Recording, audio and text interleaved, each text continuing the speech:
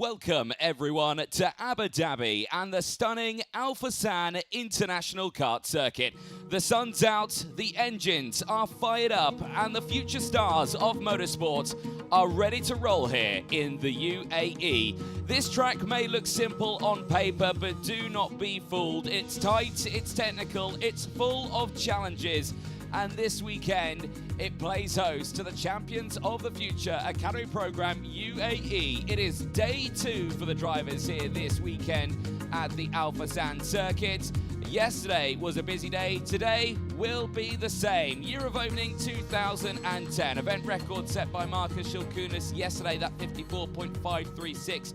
A very quick time indeed. But a new pole sitter for the day sees Alessandro Bigi on that top stop of the podium for the qualifying heats. But the track itself, let's take a closer dive into it. It is a roller coaster of a circuit, 1,200 meters in total track length, 165 down the start-finish straight, 80 meters down the back straight. It's around 8 meters wide with an elevation change of 5 meters as it climbs up the hill through turns 1 and 2, back down through turns 3, and then back through the flat-out, well, not flat-out chicane of turns 5 and 6, and at the peak of turn 7. And that brings me very appropriately on to those turns, 17 of them in total, 11 to the right, 6 to the left, and 3 hairpins out there.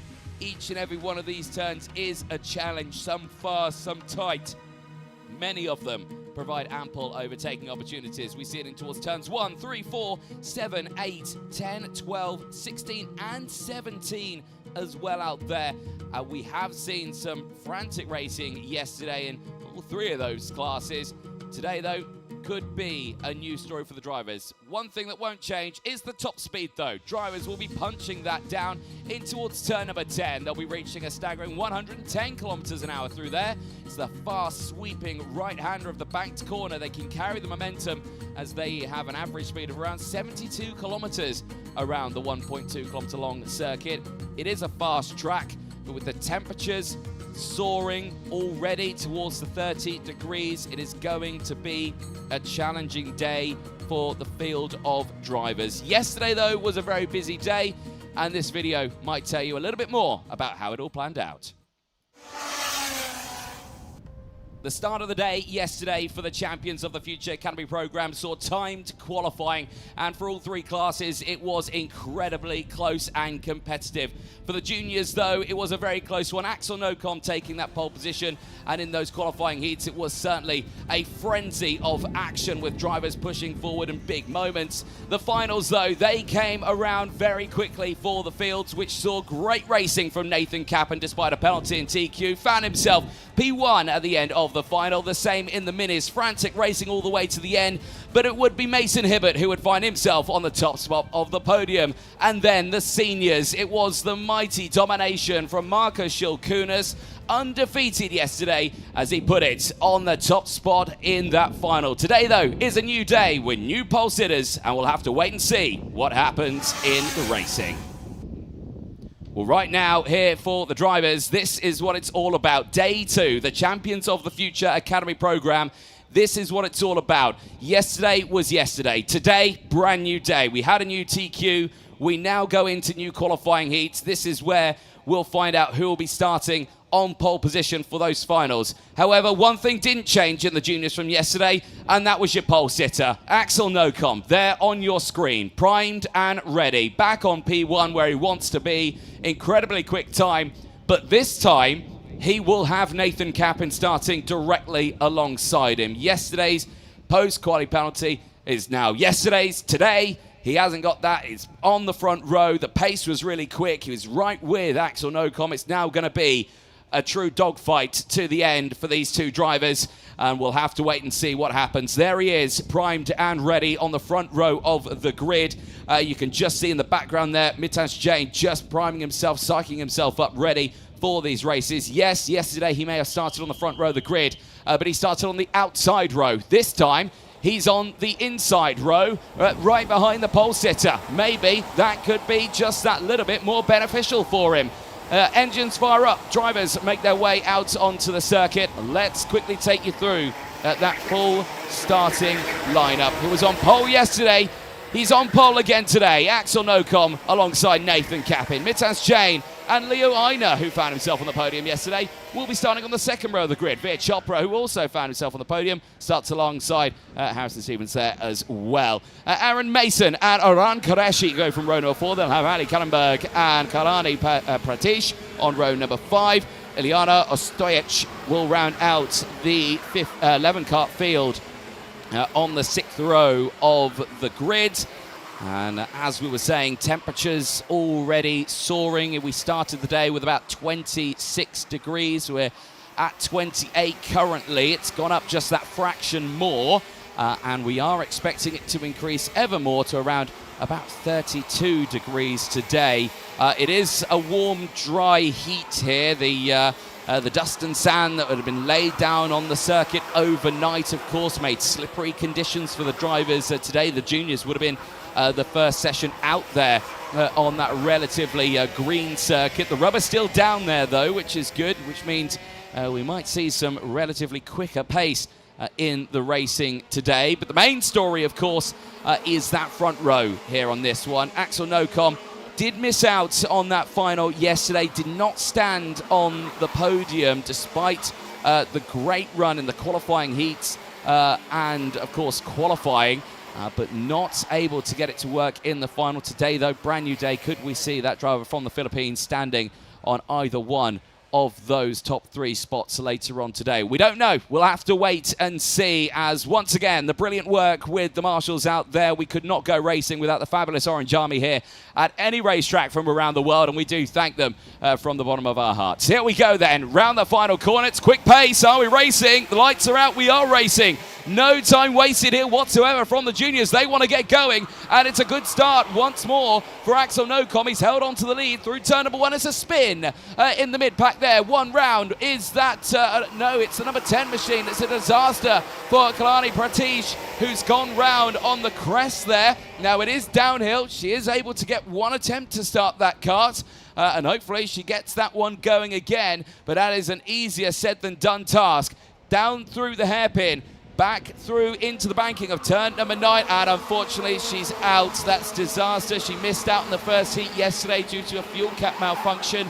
She's going to miss out again today after that spin in heat 1, but don't fear, she'll be back in that second race later on. Rest of the field coming through nicely. Look at this breakaway here. Nocom and Nathan Cappin have broken away now from the rest of the chasing pack. It's Veer Chopra who's got himself up into 3rd place there, and he's checking over the shoulder. Can see Mitaz Jain is just there. Leo Aina also there in for a fight, but at this moment has not managed to get an overtake done, just in the background. This one here, though, for 1st and 2nd place. Mighty close here between Nocom and Cappin as they head back down the hill now in towards turn number 8. The hairpin here, very treacherous for the drivers in a downhill braking zone. There is the stricken cart there, unfortunately, of Kalyani Pratish, who will not see the checker flag in this one. But look at this. Look, they've gained so much time on the rest of the field. They've got time to really kind of bring it back a bit and relax. 3.2 seconds these drivers have got from the fighting pack behind, which is still led by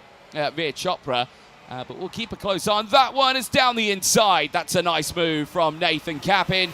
Gets the race lead. Beautifully done into turn 16. But Nocom's going to fight it back at turn 1. Gets tantalizingly close, but not close enough. But that is a first good attempt for Nocom to try and take it back. Will he get another attempt, though? He does not want Cappin to break away. Nathan Cappin yesterday in the final, as soon as he got to the front, was able to break away. And, well, there you're seeing it, a 55.946. Fastest lap of the race on that last lap. Really utilising it, but he's not lost Nocom. Nocom's still right there with him. Those two are super glued to each other. This here, now you're seeing Chopper and Jain, they're breaking away. Leo Aina currently circulating on his own. Harrison Stevens still there right now. Aran Qureshi and Aaron Mason circulating around. Ari Kallenberg still in a good position right now as well. And so is Ilyana Ostojic still circulating in the top 10. Over the start-finish line they go. On to lap number 4 now of this 9-lap race. Cappin and Nocom clear and dry for the rest of the field. But still this fight here on your screens circulating around Alforsan. Now this is a challenging circuit. We mentioned it earlier on. This is a demanding one. It's not the longest circuit in the world. It's 1.2 kilometers. It certainly looks a lot longer when you get here in person. It spans out quite a way, and so many challenging turns in here. This is one of them. Flat out, fast, sweeping right-hander. A lot of positive camber. This one as well. Very positive camber into the apex of turn number 11. It gets a bit technical here into the third sector. You've got the left and right of turns 12, 13, 14, 15. Blink and you've missed them. Then you're into 16 and 17, the last chicane here. Very easy to turn in too early for that last corner. You risk running out wide and going on track limits. This is a good fight here though. Chopper and Jane are side by side. Chopper has got it back. Leo Einer's gone through as well. And that's Mitanj Jane down it now into P5 here. Will not be well received. In fact, I think Stevens has got through as well. So Harrison Stevens has got through. This is a good charge from Stevens. He had a bit of an accident yesterday when he clipped the barrier, the exit of the hairpin when he tried to go around the outside. He's not hoping for that again today as he pushes his way through nicely. It's a good race for the field here in this mid-pack as they try to square themselves away. This is Kallenberg and Ostojic there just pushing their way through, trying to keep up with the pack here and doing so. Big move down the inside there. Mitanj Jane through in towards turns number 12.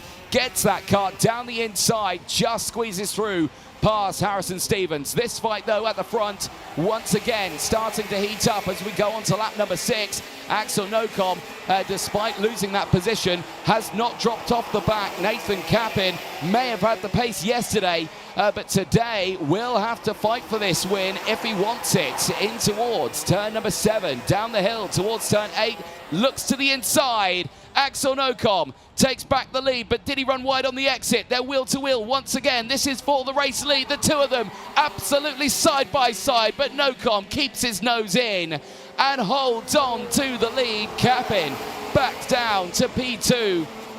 Incredible track position there, incredible control from these two drivers. You saw how close they got there into the flat out sweeping right-hander of turn number 9. And the two continue to fight on down the start-finish straight. It's Nocom back in the lead with a 3/10 advantage now from Nathan Capin. But I suspect this fight is far from over as they once more head around onto lap number 7 here of 9. Time is quickly running out, but a big hit of the curb there for Nocom. He is pushing hard here right now. But Nathan Capin might see that as an advantage for him to re-attack here. Hitting those curbs here at Alforsan sometimes can be beneficial depending on the turn. Sometimes it may not be, especially through that chicane. Has caught out one or two drivers with them hitting that second apex a bit too hard. Curbs like this through the final sector. You can really ride these curbs now. Carry a lot of speed through them. They're not too drastic for the drivers to clip over. And both those drivers taking that optimal racing line. Back through turn 1 now. And all these drivers now seemingly holding close. Chopra is all clear now in third place. Mitanj Jane and Leo Einer still fighting away. This is that fight just further back in the field. Aaron Mason still there. Aran Qureshi trying to push through. Still on a one-place gain right now. The fight certainly still on here as Mitanj Jane's just gone fastest now with that 55.427. He's trying to close in on Veer Chopra in the dying stages of this race. But at this moment, not finding that position just yet. There is still a sizable gap between the two. We'll keep a close eye on that one. Aaron Mason and Aran Qureshi are having a close fight. Only 1/10 between those two. That is them on your screens now as they head through in towards turns number 11 and 12. And see how compact the field is in the mid-pack here. Into that final sector. Leo Einer just up ahead on the road on that podium yesterday. Axel Nocom seemingly looking like he's got this one sealed in the bag. 4/10 of a second is the gap going on to the final lap of this race. Nocom may have had a close qualifying this time around with Nathan Capin. But this time he is proving himself worthy on the track as well in a race capacity here. But still, Kappen has certainly kept Nocom on his toes in this lap. There is Veer Chopra holding on to third place right now. Mitans Jain is closing in, has set another fastest lap of the race. But again, with time very quickly running out, I don't think it's going to happen. Now, is that Stojic going very slowly there in the background out of the hairpin? Hopefully all okay. But out of the final corner for Axel Nocom, it's job well done. Pole to flag here for him over the line. Nathan Kappen, despite his best efforts, has to settle for a second place. Chopra holds on to third. That's a good gain there. 2 places gained for Veer Chopra ahead of Mitans Jain, who holds on to fourth place. Leo Aina takes P5 ahead of Aaron Mason, who rounds out the top 6 on a 1-place gain. But that is job done for Axel Nocom here. Driver from the Philippines certainly had the fight on with Nathan Kappen, but he held on to his nerve and he put that kart exactly where he wanted it to be. P1 at the end of qualifying Heat 1 for the juniors, and that is job well done. Veer Chopra, their biggest mover in that race, started 5th, finished 3rd, 2 places gained. That is job done for the field as they make their way back to Parc Ferme. They'll have their second race later on today, where we'll see the minis and the seniors head out onto the circuit next. There is your full classification. Top 5, we've gone over that, is rounded out by Leo Aina. Aaron Mason finishing in P6 ahead of Arhan Qureshi. Harrison Stevens ahead of Ari Kallenberg and Ilyana Stojic, rounding out the top 10, and the unfortunate retirement, of course, for Kalyani Pratish, unfortunately not seeing the checkered flag in that race. Field then onto the weighbridge, double checking those weights, of course. 140 kilos is the minimum for the field here. Any gram underneath that, they are in a spot of bother, but all good there for Axel Nocom. Team very quickly there to assist getting that kart up. Of course, the drivers always like to help out, but I can assure you they are probably quite exhausted after that race. Not the longest race they'll have this day, of course, but still, with temperatures being so hot out there, drivers can get fatigued quite quickly. One investigation flag went out during that race right at the end. Mitans Jain under investigation. Might be a bit of drama there for him. Let's see those highlights though. Start of this one, you can see how Nocom immediately attacking Kappen there, denying him the chance to go in. There were 3 wide in the background. You saw how Mitans Jain tried to get his nose down the inside of Kappen there. Wasn't able to do so. The unfortunate spin right at the crest of the hill there for Kalyani Pratish. Unfortunately saw her out of the race as the rest of the field continued on.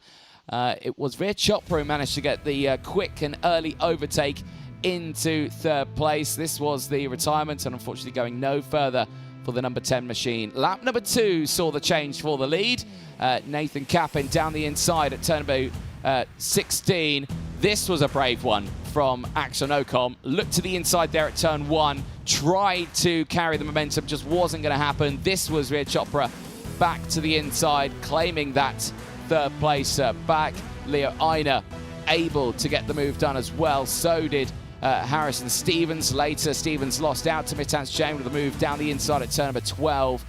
Later as well, other moves. This was that move again from another angle. A carbon copy of moves we saw yesterday. Very easily done. Cheeky move down the inside there under the short braking zone. This was the change for the lead. Nocom and Kappen. Watch this. Kart control in towards turns 9, wheel to wheel, giving the racing room. You can see how much they were trying not to make contact there. The two of them squeezing 2 karts onto 1 racing line. It worked out well though for Nocom. He crossed the line clear by 0.8 of a second from Nathan Kappen. Veer Chopra a few seconds further down the road, but secured a 3rd position there. The one and only retirement, and that is a big shame there for Kalyani Pratish. And unfortunately for her, that is back to the drawing board for qualifying Heat 2, where hopefully she gets a stronger result out there. Well, that is race 1 done and dusted for the juniors. We will see them out later on today. But we will turn our attention now over to the Mini 60 category. They'll be heading out on track next to their qualifying heat. And there is a change on the front row for this one, which sees Benjamin Krajkovic putting it on pole position earlier on this morning. Was able to just beat Atika Mir to that top spot. So now it's the inside row for him here in towards turn one. And there he is on your screen, primed and ready in the 802 machine. Can he take this pole position to a first qualifying heat win? Well, yesterday was a challenge for the Minis. Plenty of overtakes happening up in that top sector with drivers pushing their way forward. Did see Mason Hibbert take the win in that one. There you can see LBJ Stubbs. He is getting himself primed and ready. He starts this one right behind Benjamin Krajkovic on the inside of row number 2. And as we've seen, that inside line generally tends to work out for the field. Here, though, on the outside of row number 1, Atika Mir, pole sitter yesterday in qualifying, still has a front row start and still has a great chance today of putting that kart on a top step of the podium. Did miss out yesterday, but like we say, today is a new day. They can put that race yesterday behind them, focus on the positives of today, and one big positive is, of course, that front row start. We saw him a second ago. Here he is again, LBJ Stubbs, not in his kart. Last few words of encouragement before he heads out for this race. But a lot of pressure on the young driver on this one. A lot of these drivers, of course, part of the Mini 10, under 10 category, I should say. A lot of these drivers here under that age. But, of course, the age range was lowered fractionally for this class to allow just those few more drivers to enter in. And this one here sees a mighty grid of them, 15 drivers out there as the 3-minute board up by pre-grid officer Ross Upton there. Plenty of support, of course, from Parolin for the Minis. The Parolin Opportunity chassis being used in accordance with the TM Mini 3 60cc engine. There on your screen is yesterday's final winner, Mason Hibbert from the United Kingdom, piloting the 807 machine this weekend. And yesterday, a very strong day. He is looking for a very similar story today. Can he close in from that 4th spot on the grid? He managed to do it yesterday, gained a staggering 4 places in that final. Found himself taking the win, so certainly a very strong contender for the course of the day. Other rows as well, looking very competitive. The 3rd row of the grid here, Samar Chopra in the 808 machine. Again, very quick pace in qualifying. All these drivers separated by just tenths of a second. It was incredibly competitive, and we always do see that in the Minis here. It's all about momentum. It's all about carrying the speed here. These engines are quick when they get going, but if you have a slight oversteer moment, a slight moment like that, you will find yourself losing a lot of momentum. They do take a bit of a while to get back up to speed, but as soon as they do, trust me, they are very, very quick out there. A good challenge for our Mini drivers this weekend. Amar Tabaza joining on that 3rd row of the grid. Has the work to do here. There he is on your screen, primed and ready. Bound with the XL team here this weekend. And have done great work with the young man. Had some good results yesterday. Certainly had to push through the field, but certainly one to keep a very close eye on over the course of the day. That mid-pack battle yesterday in the qualifying heats was certainly a spectacle to watch, and I'm sure will be a very similar story today in this one. We're not far away from seeing this race starting. 11:40 it's due to start. We are around 30 seconds away from that one. There yesterday, this man here certainly could be a contender. Francesco Lisnoli will be a driver to watch. Very close and competitive racing. An unfortunate post-race penalty, though, in the final. Put him back in the order. Not the results he would have wanted, but still, that was yesterday. Today is today, and it's a brand new charge for the field as Mini 60 are moments away from heading out onto the circuit. Temperature once again increasing. Now on my timing screen, 29 degrees here. It will only get hotter as the day progresses. As the engines fire up, drivers make their way out onto the circuit. Let's take you through that full starting lineup. It's Mini 60, qualifying Heat 1, and it's Benjamin Krajkovic on pole position. A change from yesterday, beats Atika Mir to that front running spot, but she's not fallen down too far. She starts alongside him on the front row of the grid. They lock out row number 1. LBJ Stubbs and Mason Hibbert make it an all-British row number 2 ahead of Samar Chopra and Amata Baza on row number 3. Row 4 will see Francesco Lisgnoli alongside Liam O'Halloran, who just managed to squeeze his way up the top order in that final, starting on the 4th row of the grid. Chloe McGill suffered a bit of an accident in qualifying Heat 2 yesterday, but she bounced back fiercely and had a great race in the final, getting 8 positions. She starts alongside Raddy Harris on row number 5. Paul Schutzman and Loashu Matabula go from row number 6. They will see the likes of Alexander Freienstein and Sheikh Saif Al Khalifa on row number 7. Ivan Voronin will round out the 15-kart field and will go from row number 8. For these drivers now, it is not their longest race. It is the shortest race we see from this weekend. Only 7 laps for the Mini 60s, but with their pace around 1 minute a lap. Races still go on for quite some time. This is still a demanding circuit for the drivers. You see the fatigue on them when they finish these races. But again, great work from them all the way throughout it. As this lap now will get themselves squared away, and hopefully we see a race start for the drivers' first time of asking. The pace, of course, always been quite quick for the field here. They don't want to bog down these engines. Again, it's all about momentum here. If you slow down too much, you might find yourself struggling to get on the power again. These engines like to go quick, and that's exactly what we want to see. Here we go then, into the final sector. They're approaching the red line now. From this point onwards, no overtaking is permitted. They should be in 2x2 rolling start formation, which the field of Mini 60s now has done. This is good to see. But it's a new pole sitter today in the form of Benjamin Krajkovic. He has the inside line going in towards turn 1. But what can Atika Mir do from the outside of row number 1? Let's find out. We're into the tram lines. It is lights out, fights on in Mini 60. Down towards turn number 1, and it's a consistent start again for the inside line. Krajkovic holds on to it. Atika Mir did not have the power over the line, and she slotted down into about 5th or 6th place now at the start of this one. That is not the start she would have wanted, but still, watch her try and fight back through the field here. Already starting to see a mighty breakaway here as Big Sen down the inside. Now, is that Lisgnoli in the early stages of this race pushing through? I think it is, but he's going to lose out on that position he's just gained, because Atika Mir's back on the charge. Already she's found herself back up into 3rd place.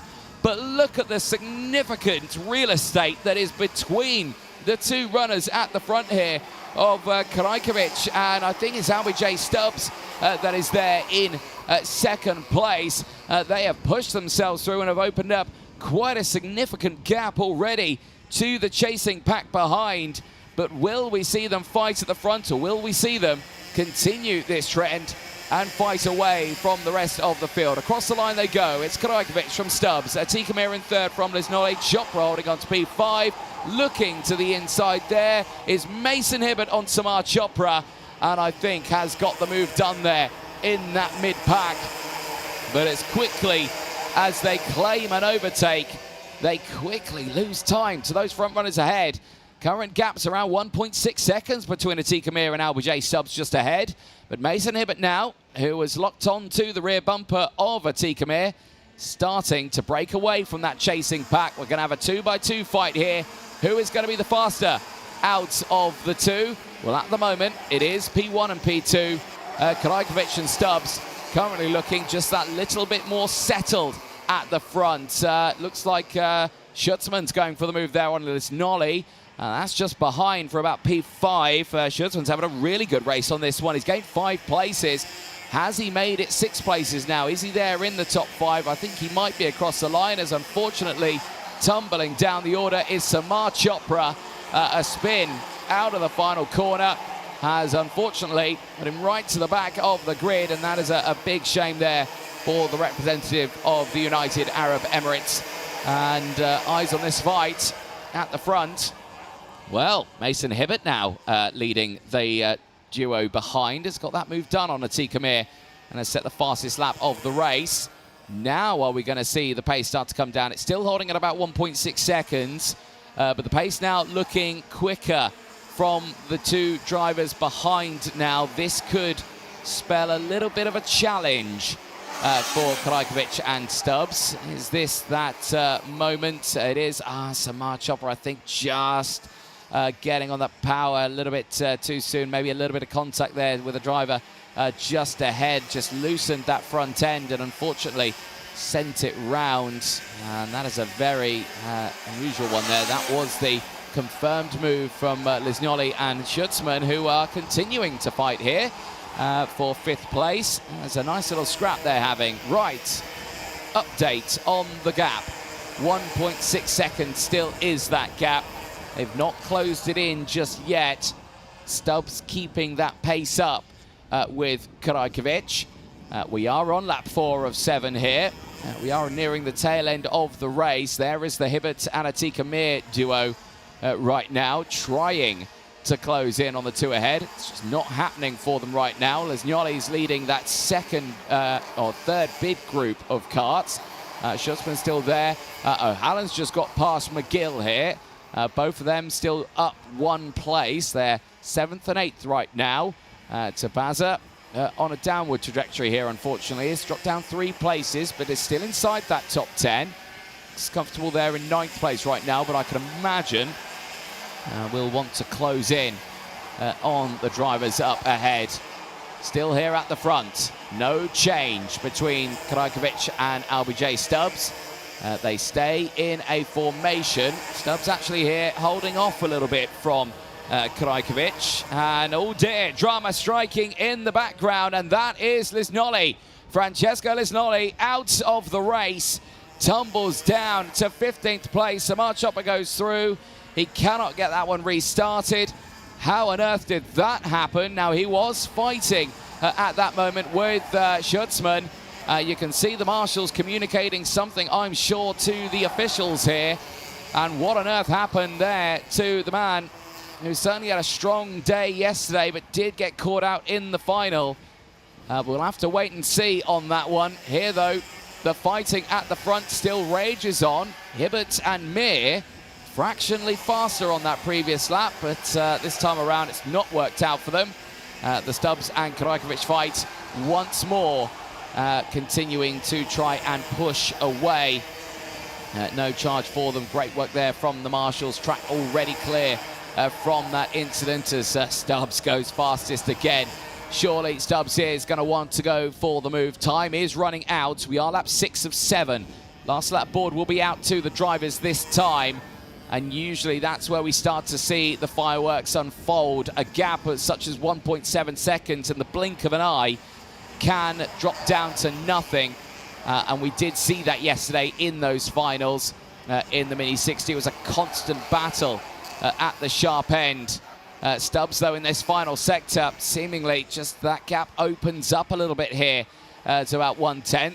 Over the start-finish line they go. Last lap board comes out then. Big check over the shoulder for Krajkovic. Sees that Stubbs is not immediately a danger to him in towards turn 1. Does not go defensive. That might be crucial there for Krajkovic.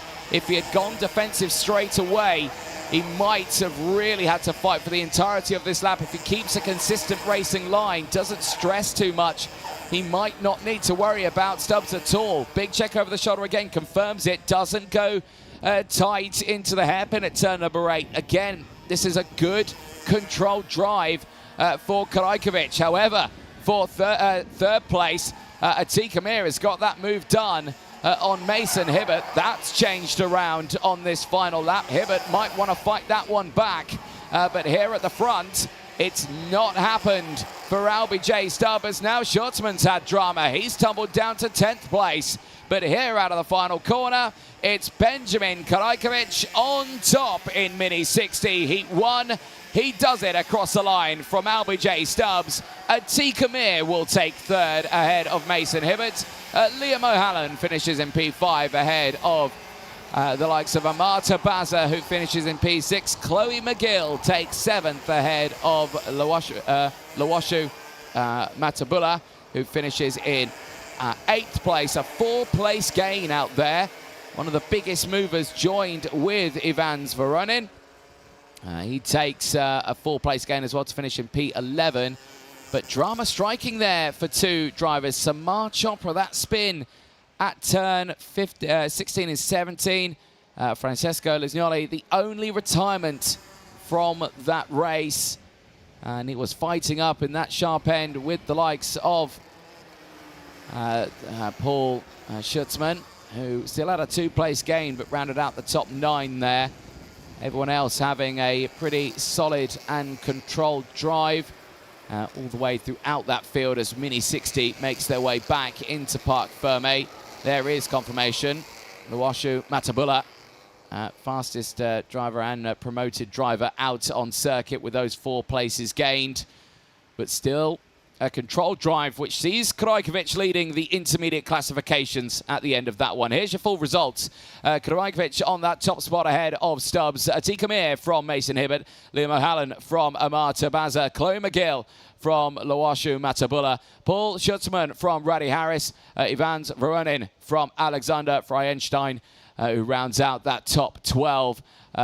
Sheikh Saif Al Khalifa takes 13th ahead of Samar Chopra. And the only retirement, Francesco Lisgnoli, unfortunately, retiring from the race. There he is, and evidently clearly upset with that result.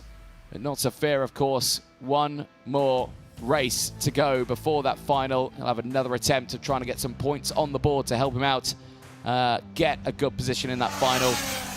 And at this moment, it's not going the way of the young man. Here is the highlights from that race. And again, it was a good start for the inside row here. And it's a strong start, actually. The top 4 there going through. So Krajkovic, Stubbs, Chopra and Lisgnoli, they were all able to get that charge through. And that was the moment that Atika Mir unfortunately wasn't able to get that cut position to the inside in towards turn 1. Unfortunately, slotting back to P5. She would fight back, though, in that early stage, as there you were seeing Lisgnoli trying to get the moves down the inside there at turn number 7. They were 3 wide into the hairpin at turn 8.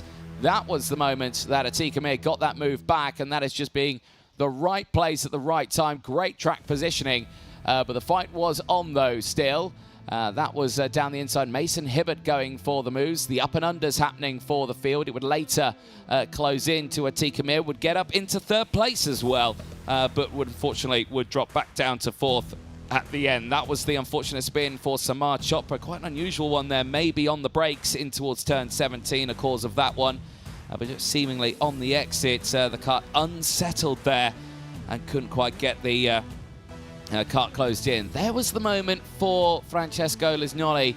Not sure what had happened to the young man there, but clearly frustrated.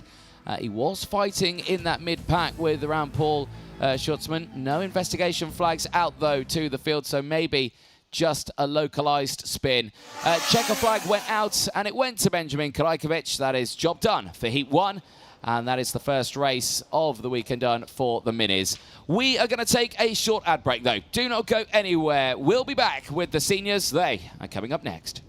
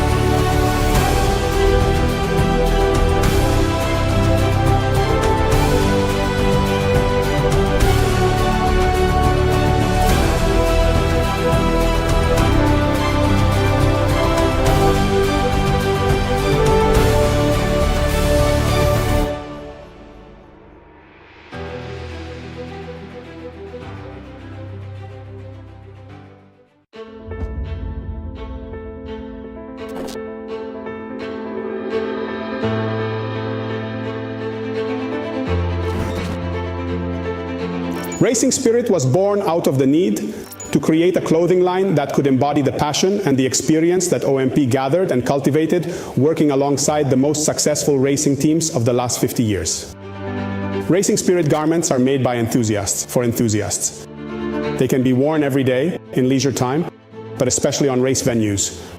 From the paddock of the hottest Formula One races to the service parks of winter rallies in all weather conditions. Racing Spirit offers a complete range of clothing and accessories for men and women, designed and developed in Italy, combining aesthetics, comfort, and functionality. Because of these features, it is the brand of choice of several prestigious motorsport outfits and organizations. Racing Spirit is the meeting point between high quality and Italian style, as well as the introduction of sustainable materials and innovation, such as the use of graphene. Racing Spirit offering comes with 4 options: cutting-edge designs and customization techniques. Lifestyle is a line of garments ideal for everyday and leisure wear, with refined style and innovative materials. Crew are custom garments of the highest quality that strengthen the visual identity of the team or organization. For instance, the choice of Skoda Motorsport and Dallara. Corporate is a full custom-designed clothing line for sizable organizations, such as Toyota Racing Development. Finally, the teamwear line for maximum creative freedom uses sublimation printing technology derived from OMP's racing experience. Similarly to the other Racing Force Group brands, Racing Spirit shares the same DNA of competing to be the first and ultimately become the reference in the market.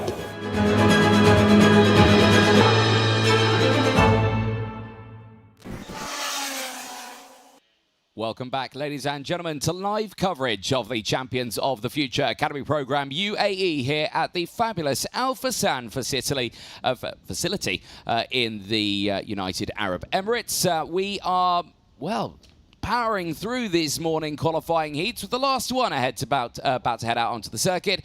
Okay, and senior qualifying heat 1. Now due to head out onto the circuit, and a very different story in timed qualifying. Brand new pole sitter in the senior category, Alessandro Bigi, there on your screen, primed and ready at the front of the field this time, has beat Marcus Shilkunis to that P1 spot, and will be starting here with shotgun at the front of the field. We'll keep a very close eye on this fight. Of course, yesterday was a very dominant day for Marcus Shilkunis, and today it is the job of that man there on your screen to see if he can beat the Lithuanian to that top spot of the podium later on in that final. Other drivers who had a very strong qualifying in the seniors go from the second row of the grid, Gianna Pascal and Emilia Wiśniewska. We'll talk about them a little later on, because there is yesterday's final winner, Marcus Shilkunis on your screen. And again, he is fully dialed in, focused for this one. But like you say, this time around, it's an outside row start. He's only started at this track from the inside row so far this weekend. This will be a different strategy for him, a different challenge for him now for the start of these races. He's got to get that kart to the inside line as quickly as he can, and try and secure a P2 at the start and see if he can go on to take a win. But Bigi's going to make that one a bit too difficult, I think, for him. There, Gianna Pascal from South Africa. This is a much better qualifying for the young female. She's got the backing from the War Motorsport team. And right now, can she do anything from the inside of row number 2? Certainly could do something amazing here, because everyone seems to be preferring that third place spot. They've got the inside line. They push their way through. They managed to get that run into that top section. Emilia Wiśniewska certainly might find a challenge here, and she's starting on that second row of the grid alongside Gianna Pascal. She could also pile on the pressure to the rest of the field here, the driver from Poland. Keep a close eye on her in the number 200 machine in that P4 spot. Other drivers as well to watch out on this one. Very close and competitive in this top section. I believe only the 8 drivers out in this race, though. Jordan Moodley not setting a time in qualifying. Wait and see if he's out in this one. Green flag waves, engines fire up, drivers make their way out onto the circuit. Let's fire you through that full starting lineup. OKN Senior qualifying heat 1. And it sees Alessandro Biggi on pole position for Sunday's racing here at Al Forsan. Marcus Shilkunas starts alongside, but will have the challenge now from the outside of row number 1. Gianna Pascal and Emilia Wiśniewska going from row number 2. They will have the likes of Ella Häkkinen and Vanessa Shilkunas on row number 3. Guido Badoli and Omar Jorge will round out row number 4. Jordan Moodley, I don't believe, is out there. A retirement from the weekend, unfortunately, sees the South African not taking part in today's racing. 8 drivers out there on circuit for this one. And yesterday, we saw great pushes through the field from the likes of Ella Häkkinen. She qualified 7th yesterday. She's qualified better today in P5. Can we see a similar story with her pushing through the field? We'll have to wait and see, as all of them vying for an opportunity here at the start of these races. These are going to be a challenge for the drivers. These are long races for them, 12 laps, these qualifying heats, as the temperature still holds at 29 degrees Celsius at the moment. We do expect that to increase as the day progresses. You can hear there the wind. The wind is an interesting one here. It picks up and it dies down over parts of the day. It brings over dust and sand out of the deserts here that surround Abu Dhabi, and it makes the track conditions just that little bit more challenging for them. You can see how dusty it is off the racing line there. You go on there, it kicks up a lot of sand that's really buried into the tarmac here, and you can see how the runoff area there very dusty as well. So they do not want to be getting those tyres on that part of the track. It can become quite slippery for the field. As they're heading around now into that final sector. Last chance now to get temperature into those tyres. And right here, right now, it's all down to that front row. Alessandro Biggi and Marcus Shilkunas on the front row of the field. And let's see how this one will transpire. They get themselves squared away. And Gianna Pascal just getting herself into position there. And let's see how this one will go. Into the tram lines. Lights are out. We are racing down in towards turn number 1. Shilkunas has found that inside line and has slotted into second place and immediately attacks Alessandro Biggi. Round in the background goes the 200. Emilia Wiśniewska is out at turn number 1. She will get one attempt to restart that one, but that is not the start she will have wanted at all. Marcus Shilkunas at the front was able to get his nose down the inside, and no, she can't get it started. Emilia Wiśniewska is out of this race in the start of the day, but still one more race to go. It was not the start there for Vanessa Shilkunas and Ella Häkkinen. They both have squeezed down the order. There is Emilia Wiśniewska. That is heartbreaking there. First race of the day, and that is drama right at the start. But like you say, more racing later on. Looks to the inside there for P4. That is Guido Badoli on the charge here, immediately fighting back to Omar Jorge, who's trying to find his way through the order right now. It was a tough day yesterday for the Mexican. A breakdown in the final as he looks to the inside there at turn number 3. And look at that, 2-for-1 special for Vanessa Shilkunas. Squeezes her way past both Jorge and Badoli, and now gets up into P5. That's an incredible track position gain there. Ella Häkkinen now finds her way fighting with Omar Jorge. They go wheel to wheel, but not able to hold on to it. And it's Jorge back down to 7th place right now. Häkkinen on the charge back through the field. But Guido Badoli, I'm sure, is going to make it a little bit more of a challenge here for 5th place. But we'll have to wait and see how the race progresses. We're only lap 2 of 12 right now, and already quite a bit has happened, down to just the 7 runners in this one. But we'll keep an eye on the entire field here. Marcus Shilkunas at the front already has opened up a 1-second gap between himself and Alessandro Biggi. Is holding on to 2nd place right now, but Gianna Pascal, I can imagine, is going to want to close in here. There is a 7/10 gap between the two of them. Vanessa Shilkunas, though, is starting to reel in Gianna Pascal. Yesterday, those two had a really close fight in the final. That was joined by the likes of Guido Badoli as well. He was in that fight, as well as Omar Jorge in the early stages of it as well. And Gianna Pascal also involved in that fight. But like you say, it was a great race in that final. Today though, cool, calm and collected so far for the seniors as they square this one away. They're your race leader, Marcus Shilkunas, in no position to worry whatsoever. Got that job done straight away at the start of that race.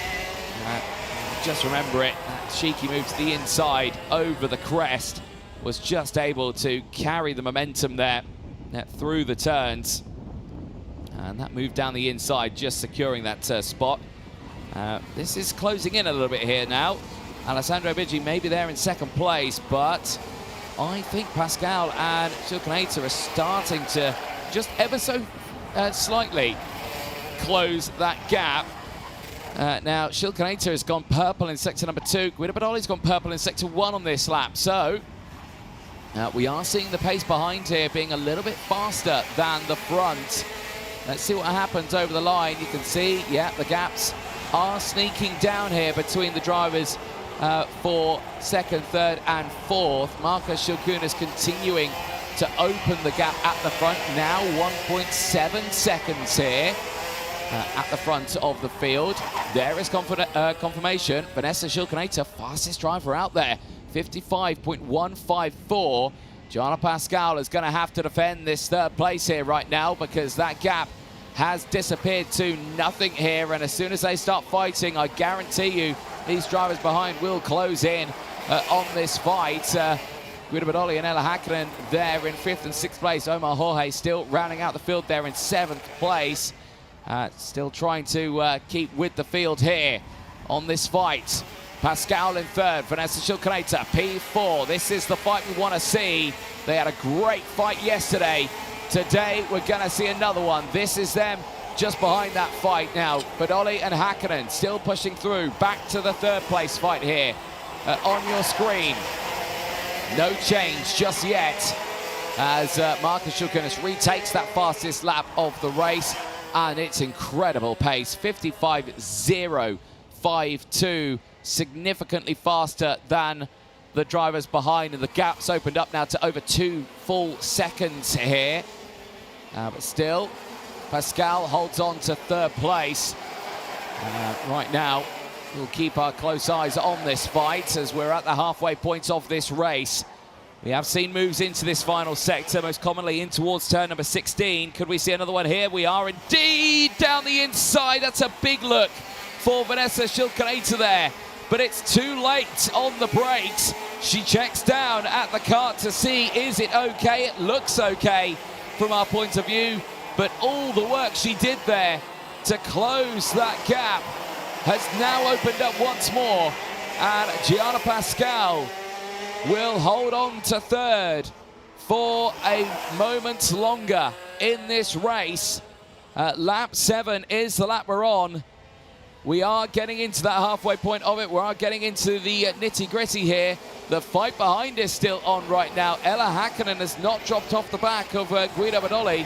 They're continuing their fight away from Omar Jorge, who's still doing a great job there in the background. Big send down the inside for Ella Häkkinen, and that's job done. She's up into P5 once again. And that is a strong overtake there in towards turn number 11. The look down the inside. It's been a popular move as well for the drivers here this weekend. And that is a strong position gain there. And she'll continue that fight up now to see if she can close into Vanessa Shilkunas. But there is a lot of real estate between the two of them. That current gap around about 2.3 seconds. So a bit of work she's got to do to close that gap back up. Eyes on the Shilkunas-Pascal battle. Well, pace-wise, well, they're near identical out there at the moment. Both on personal bests here. Gianna Pascal doing a 17.083 in Sector 1. 17.073 was faster than Vanessa Shilkunas, but only by much. Häkkinen now with the clean air. Sector 2, purple Sector 2 for Ella Häkkinen right now. She is in the zone and already is starting to break away from Guido Badoli there in the background. She may have started this race P5. She is back into P5. She has had to fight for that. She dropped all the way down to the back of the grid earlier on. She's certainly pushing her way through. There is your race leader. Now that pace has come down a little bit at the front, seemingly backing off now is Marcus Schilkunis. Can imagine this is to look after the tyres. He had a great day yesterday managing those tyres all the way throughout the course of the day. Of course, tarmac here is pretty smooth. There is some bumps and ruts here. The curbs can be quite harsh on the Vega tyres here as well. But they have looked after them quite well over the course of this one. They can make them last the entire day. Of course, that is the allocation for the Academy program. It is the one full set for the drivers per day. They do need to look after them. Any spins or moments, any harsh racing can certainly deteriorate these tyres very quickly with the temperatures that we have got here, which are still reaching around the 30-degree mark at this moment. If you are just joining in, you are watching live coverage here of the Champions of the Future UAE, the Academy program here in Al Forsan. Currently on lap 10 of 12 of the OKN senior race. Marcus Schilkunis leading the way by now 1.5 seconds. Bidgie is closing in, but again, I can imagine that is tyre saving at this point for Schilkunis. Bidgie, though, will be seeing that gap closing in. Replay here at the start. This is how that overtake happened. We can see how Bidgie had the lead here. Hit the apex of turn 1, took a wide entry, a little bit wide there at turn 1, left the gap at T1. That unfortunate moment there as well for Emilia Wiśniewska out of the race at turn number 1, and unfortunately not seeing the checker flag here. There is Häkkinen. She has broken away from Guido Badoli. Schilkunis is further up ahead, who she has now closed back in on Gianna Pascal. But still no change between the two of them. We saw the one attempt earlier on down in towards turn number 16. Could we see another attempt here in the dying stages of this race? The last lap board will be out this time to the drivers, and Vanessa Schilkunis has closed the gap up back to 0.4 of a second. Visually it's closed in, and Gianna Pascal has actually closed the gap into Alessandro Bidgie as well. So this is second, third and fourth on your screen right now, still in close formation, and you can see how the gap's closed in to Marcus Schilkunis as well. He's nursing those tyres. The gap's closed in to 1.2 seconds now. Marcus, you're going to need to be careful here. You don't want to slow down too much in this situation, because you might find Bidgie goes for a move at some point. But we'll wait and see here. We are on the final lap of this race. Gap's holding at a good distance right now. Checks over the shoulder there for Alessandro Bidgie. Now that is an interesting sight. Gianna Pascal might sense an opportunity here into the final sector. We've already seen Vanessa Schilkunis try that one in towards turn 16. This time around, I don't think she's going to be close enough right now, but we'll have to wait and see. Through the left, through the right, for the top four here. Last attempts, but it's not going to be close enough in the background. Marcus Schilkunis will take it. It closed in right at the very end, but Alessandro Bidgie takes second place. Gianna Pascal takes her best qualifying heat result of the weekend so far with third. Vanessa Schilkunis takes P4. An incredible drive there. Ella Häkkinen P5, Guido Badoli P6, Omar Jorge crosses the line P7. The unfortunate retirement for Emilia Wiśniewska, and of course the non-starter of Jordan Moodley, unfortunately not seeing him out on track. But the job done for Marcus Schilkunis. It's a win from second place. It may have not been a pole position for him this morning in qualifying, but it is certainly showcasing some great race pace still today here at Al Forsan. You saw there Vanessa Schilkunis, the biggest mover out on circuit, 2 places gained. Sees her go from P6 to P4 in that race. There is your full results there on your screen. Schilkunis from Bidgie, Pascal from Schilkunis, Häkkinen from Badoli, Jorge, and of course Wiśniewska taking P8. An unfortunate spin in the opening lap of the race, and of course Moodley, the non-starter, out there today. There is your field back into Parc Fermé. They'll check onto the scales here as they push it on. 150 for the drivers here. And hopefully all is above board. Gets checked. And I think all good. There is, unfortunately, Emilia Wiśmielska making her way back to the grid. Kart there on the trailer will be heading back. Here is the highlights from that race. And the start here, Alessandro Biggi, well, he had the inside line in towards turn 1. It was turn 2 here, left the door open. Shilkunis down the inside. Emilia Wiśmielska, I think, just on the outside, the dusty part of the track there, tried to get the power down. Unfortunately, over that crest, it's very easy for the back to go very loose on the kart. It's very stiff on the back end just rotating on a. And unfortunately, as soon as these karts spin with no clutch, the OKN senior engine grinds to a halt. And that unfortunately was an end to her race. This was the moment for Vanessa Shilkunator. That was an attempt there to try and get into third place from Gianna Pascal. Wasn't able to get it done. It closed in once again at the end of that race, but it was Marcus Shilkunis who would take the win, ahead of Alessandro Biggi and Gianna Pascal, who would round out the top 3.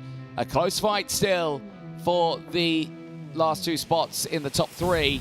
But Marcus Shilkunis once again showcasing some dominant performance here in Alphasan. We look forward to seeing that second qualifying heat later on today. And that brings us to the first morning break of the day. The second round of heats coming up very, very soon. Make sure you stay tuned for it. They'll be back out on track in around about half an hour to 40 minutes time from now. We'll be back at around 39 minutes time from now. We'll see you back at around, I think, 12:57, it's been told in my ear. So around about 45 minutes from now for the second of those qualifying heats. Right, we'll see a short break. Do not go anywhere. We'll see you for the second half of the day here for the Champions of the Future Academy Program, UAE.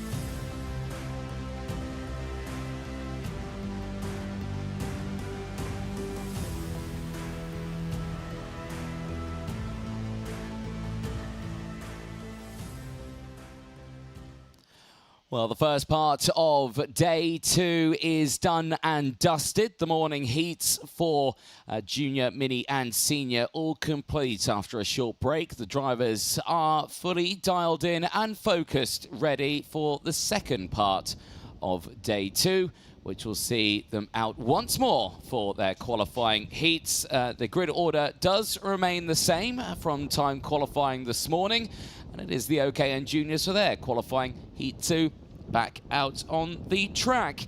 And it was a relatively calm race for the front runners. There, your pole sitter from this morning and yesterday, Axel Nocom back on that front running position. Did take a P1, did have to work for it though. Only 0.8 of a second separated himself and Nathan Cappin. Cappin was fighting at that sharp end in the early stage of that race as well. So the fight is most certainly on for the top two. Who did finish P1 and P2 on circuit. Veer Chopra had a good race earlier on in that first one.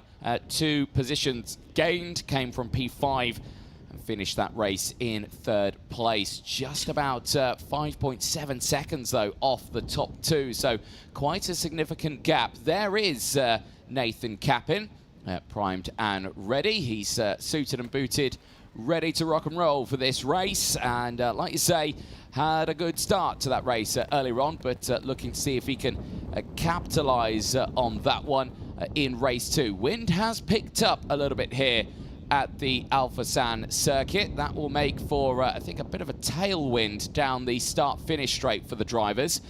There is Mitans Jain. It was a P4 in the race earlier on. It was some 6.3 seconds off the race leader, but did take home 38 intermediate classification points to put himself in a really good position for this race. And of course, looking forward to seeing what he can do in this one, ready for that final later on today as well. Other drivers starting alongside Leo Einer as well. It was a good day yesterday. There is some of the Alforsan flags there, really showcasing that breeze out on the circuit. There is Leo Einer on the podium yesterday. P5 in that first race. Did go down 1 spot, but still showed some good pace in the early phase of that race. Looking forward to seeing what the young man representing the United Arab Emirates can do in this one. But still, pressure is on now for these drivers. This is their last chance to put points on the board, ready for that final later on today, which will be their longest race of the weekend. Those final races, of course, the same as yesterday: 15, 13 and 17 laps. 15 for the juniors, 13 for the minis, 17 for the seniors. Whistle blows, green flag waves at the front of the grid. Let's quickly fire through that full starting lineup as all the mechanics make their way to a prime viewing opportunity to try and assist their drivers this race. It is Axel Nocom back on the front row of the grid. Time qualifying was kind to the young man from the Philippines. He starts at P1 ahead of Nathan Cappin, Mitans Jain and Leo Einer going from row number 2. Veer Chopra and Harrison Stevens goes from row number 3. They will have the likes of Aaron Mason and Aran Qureshi on row number 4. Ari Kallenberg and Karani Pratish. Unfortunately, she had a spin earlier on in the first race. Can she redeem herself in this with Ileana Ostojic joining alongside on that 11th spot on the grid on row number 6. Outlap completed. Drivers now going on to their formation lap to get things squared away. Full list of the results from earlier on. It's actually a relatively clean race. No penalties to report in that first qualifying heat earlier on today, which saw Nocom, Cappin and Chopra 1, 2, 3. Mitans Jain P4 from Einer. Then it was Mason who was in P6 out of Qureshi. Harrison Stevens had a bit of a tough one. He dropped down 2 places into 8th, but still showed some great pace in the early stage. Kallenberg 9th from Ostojic, and of course the retirement from Pratish in the early stages. There is race director Martin Bean, joined by Chris Lambret, head of the stewards, watching on the gantry. And of course, he will be watching along on this race before. I'm sure he might have some work to do in the office a little bit later on, but we'll wait and see. Drivers heading around that final sector then. They'll approach the red line from this point again. No overtaking permitted. Hopefully they are all in formation. Looks like they are. The pace is quick. But it looks like we could be going racing here. Into the tram lines, lights are out, we are racing. Down in towards turn number 1, it is again, good start, but keep an eye on Mitaz Jane. Straight into the lead there, that's a strong getaway. Axel Nocom's going to fight it back, they all run wide. Nathan Cappin slots down into about 4th place. Veer Chopra's gone through. Now, this is a good getaway then for the front two, and they've already opened up a huge gap. And it's Mitaz Jane in the lead of the race at the start of qualifying Heat 2 for the juniors. But Axel Nocom sends it down the inside at the hairpin at turn 8.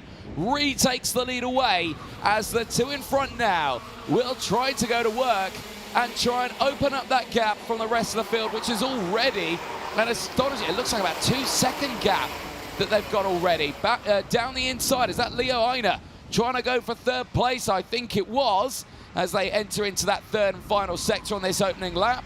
It's a great getaway for the top two. Look at this, across the line they go. Let's see the gap. It's Nocom from Jane. The gap is staggering. It is about 1.9 seconds. Incredible job they've done over the course of that opening lap. Leona is confirmed there in 3rd place. Qureshi's 4th, Chopra's 5th.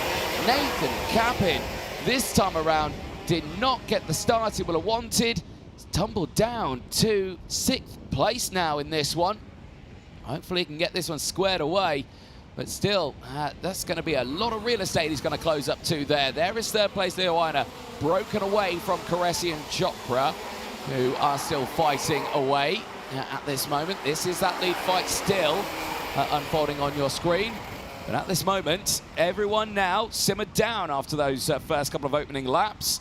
That sees Nocom back in the lead, but now with a new contender for the sharp end of the field here, Mitaz Jane, right there in that slipstream, looking for a P1, but right now just sitting behind in 2nd place for the moment.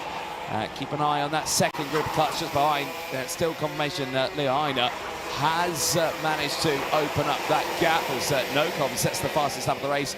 There was a good time to do it. It's why you're at the front with a trailing driver only a 10th behind you.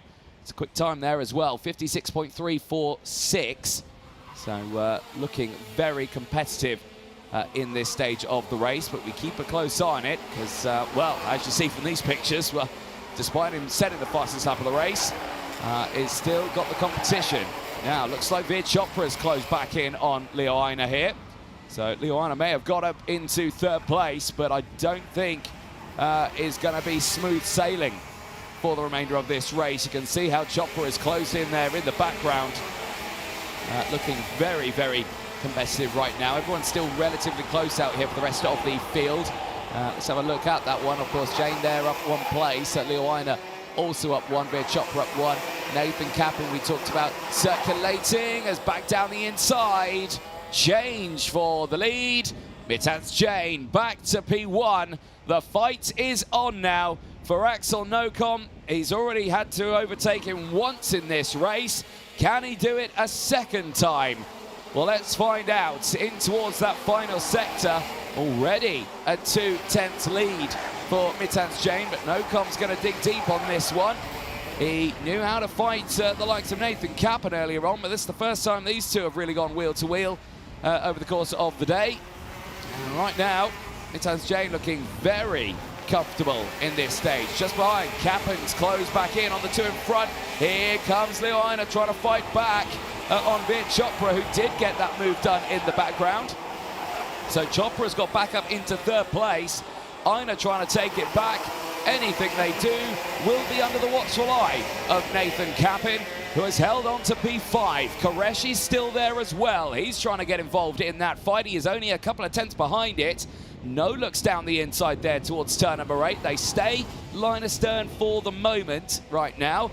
Mason, Stevens, Pratish still there as well. Kallenberg and Ostojic still in this fight. All carts still circulating, which is good to see. Drastically different racing lines there. You can see how Nathan Cappin really trying to throw the kart in to the left-hander there to try and get the slingshot into the next corners, but it's not worked out for him. That should open up a bit of a gap, actually, between the two of them. Leo Aina checks over the shoulder. He knows what he wants to do, and he's saying, think to Nathan Cappin, don't go for the move on me. We are still in this fight. Let me try and get the move done, and then you follow me. We'll have to wait and see what happens. No-com, fastest lap of the race. Starting to close back in on Mitans Jain. That gap 0.3 of a second. Still heating up. Surely Nathan Cappen's close enough for a move here. He's lodged one attempt already, but not close enough this time around to the back of Leo Aina. Just stays there for the time being. There are your front two right now. Jain and No-com. Line astern here, in towards the Titan Twisters here, the final sector of the lap. This race nearly coming to a conclusion here, and No-com, I'm sure, will be wanting this P1 again. If we look at the intermediate classification at this point, actual No-com in P2 would be absolutely fine. It would be starting on pole position. He would still gain 25 championship points at this moment. Mitans Jain in the lead here has the incentives to stay here because he's bumped himself up to second in the points with 88 to his name. Chopra still holding on to third with 82. Cappen's gone down to fourth. He won't be happy with this one with only 80 points to his name. So again, it's still competitive at that sharp end here, but these positions now have really shaken things up. Cappen down in P5 would not be happy with starting further down that front row in the final, but he did it yesterday. The question is, can he do it again today? Still, Mitans Jain holds on to this front running spot. Time very quickly running out. We go on to lap number 8 of 9. Last lap board will be out this time to the field when they next come round the start-finish line. And right now, Nathan Cappen here, looking like he wants to really get this move done on Leo Aina, but has not found the way through just yet. Aina's doing a brilliant job of holding position here, really positioning the kart beautifully to keep him at bay. Cappen just not having that extra bit of waft he needs to get that nose down the inside here. That's just focusing on trying to keep that kart in the straight and narrow. Just behind them you can see Aran Kaleshi trying to get involved in the scrap here. Also, just not finding that extra tenth or two to close that gap. It's very competitive, this grid here right now. They're all pushing with great pace. Last lap board is out to the field. Mitans Jain in the lead.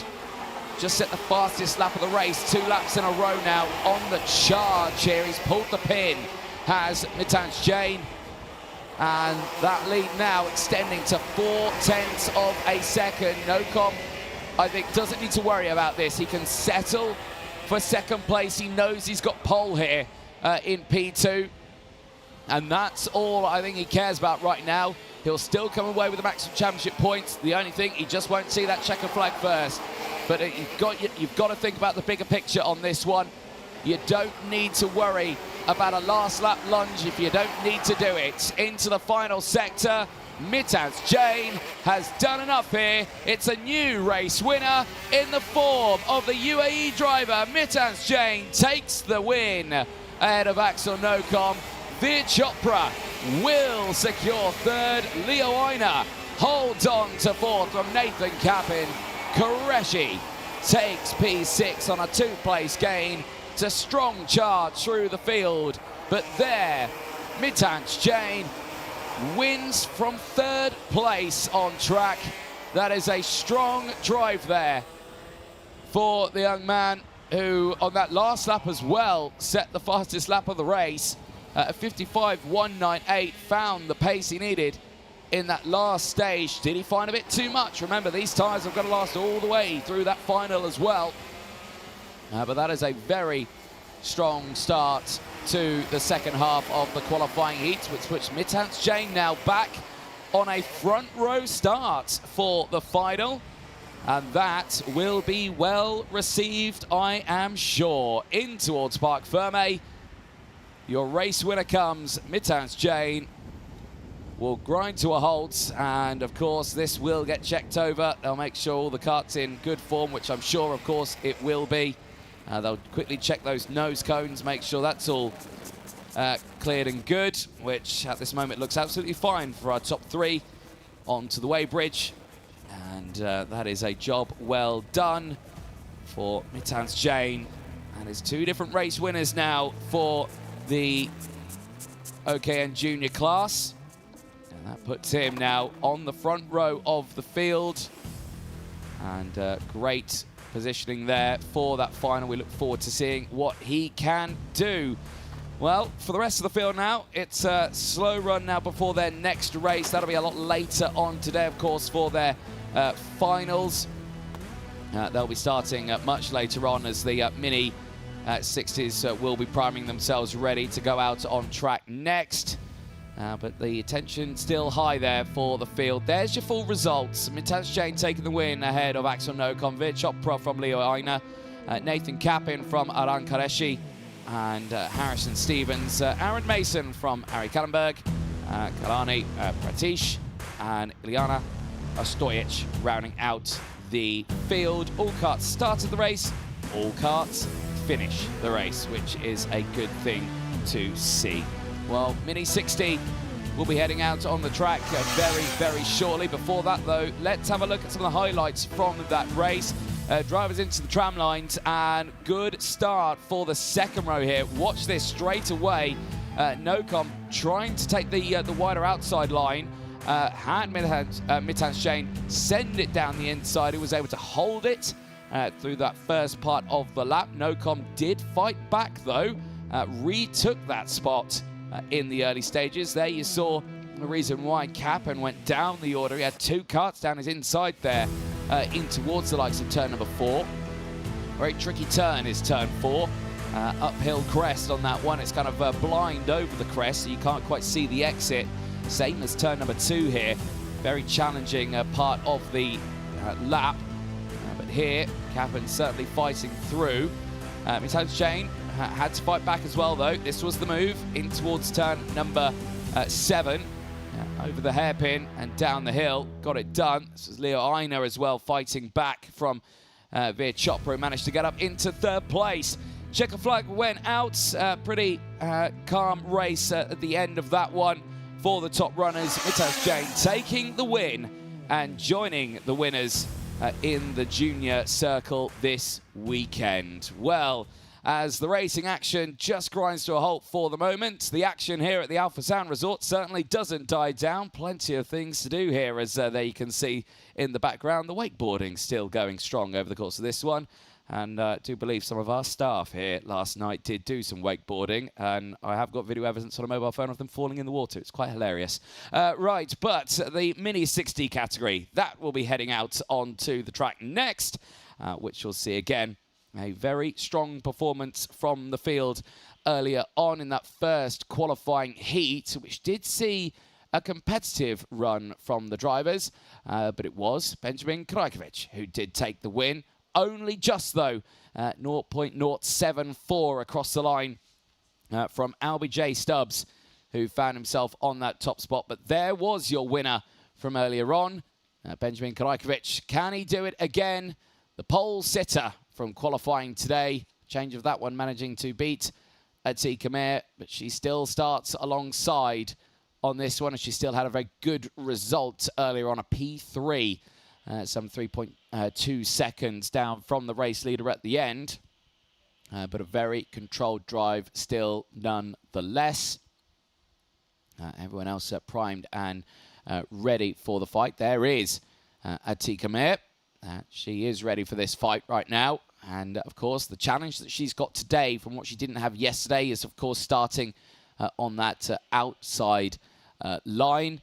It is a little bit more challenging to get that nose to the inside, as there you see some of the drivers having a quick get-together, quick chat over the course of that one. One of those being Samar Chopra, who unfortunately did have a spin in that race, in race 1. But that will be behind him now. He'll be focusing ahead. Albie J. Stubbs, helmet going on here for the young man for the United Kingdom. And he is priming himself ready. A P2 earlier on. That saw him gain 1 spot. And can he repeat the process or better it in this second qualifying heat? At the moment, he'll have those 44 points to his name. He'll sit second in the point standings at this moment in the intermediate classification. A win here might put him back on the top spot. Of course, if Krajkovic finishes second, though, the only swap spots. It will still be Krajkovic on pole, as he had that pole position in time qualifying. There is Mason Hibbett, final winner yesterday. He is trying to keep cool in the shade ahead of this one. Race suit not on yet, helmet not on. He is waiting for the prime moment, which I believe is now. We're not far away from seeing the start of this race. For the minis, this race due to start at 1:20. It's about 4 minutes from now, so these drivers will very soon be suited and booted, ready to go. There is the rest of the field getting themselves squared away for this one. Everyone looking to see if they can push up in the order on this one. Some drivers who did manage to get closed away in the early stages. Unfortunately, there were some penalties. Chloe McGill, unfortunately, received a 5-second penalty in that first race. The same for Ivan Voronin. Also, unfortunately, both of them finishing 12th and 13th place right now. Well, there are some of your Mini 60s ready to go. And yes, indeed, they're all happy. Like you say, they may be fierce out on track, but as soon as they're in the paddock, trust me, they're just happy to be at a racetrack this weekend. Always fabulous to see the young drivers here enjoying themselves ahead of the racing. And right now, there's still high spirits there in the Mini 60 camp here at the Al Forsan circuit. Other drivers as well who did excel in their racing. It was a nice 3-place gained for Sheikh Saif Al Khalifa. Managed to get himself up into P11 over the course of that one. 12.2 seconds behind the race leader, but still in a very strong position there, just outside that top 10. There is your man starting on the fourth row of the grid. This is Francesco Lisnoli. Now, he had a spin earlier on in that race. Unfortunately, did retire from the race. So hopefully, fingers crossed for him here as he squares himself away ahead of this one. Everyone there for a chance to see the start of this one. There, Liam O'Halloran on your screen. Smiles on his face as he gets ready for this one. As he will start this one from that fourth row of the grid alongside Lisnoli. Tabaza will be just ahead. You could see all them sitting down on the barriers earlier on. But now it's time to get to the business end of things. Yellow flag waving at the front, indicating we've got about 30 or so seconds before the grid heads out onto the circuit. And we see the second Mini 60 race before their final later on today. Again, those will be starting around about the 3 o'clock or so mark, I believe, for those finals. Green flag waves then. Engines fire up. Drivers make their way out to the circuit. All bar one, though. One getting a bit struggling to get going. That's Mason Hibbett. And we saw some dramas for other drivers earlier on. We saw that sort of drama for Benjamin Krajkovic in time qualifying, but actually worked out for him because then he got the clean air and was able to put in a pole time. This time around for Mason Hibbett, that's not going to help him.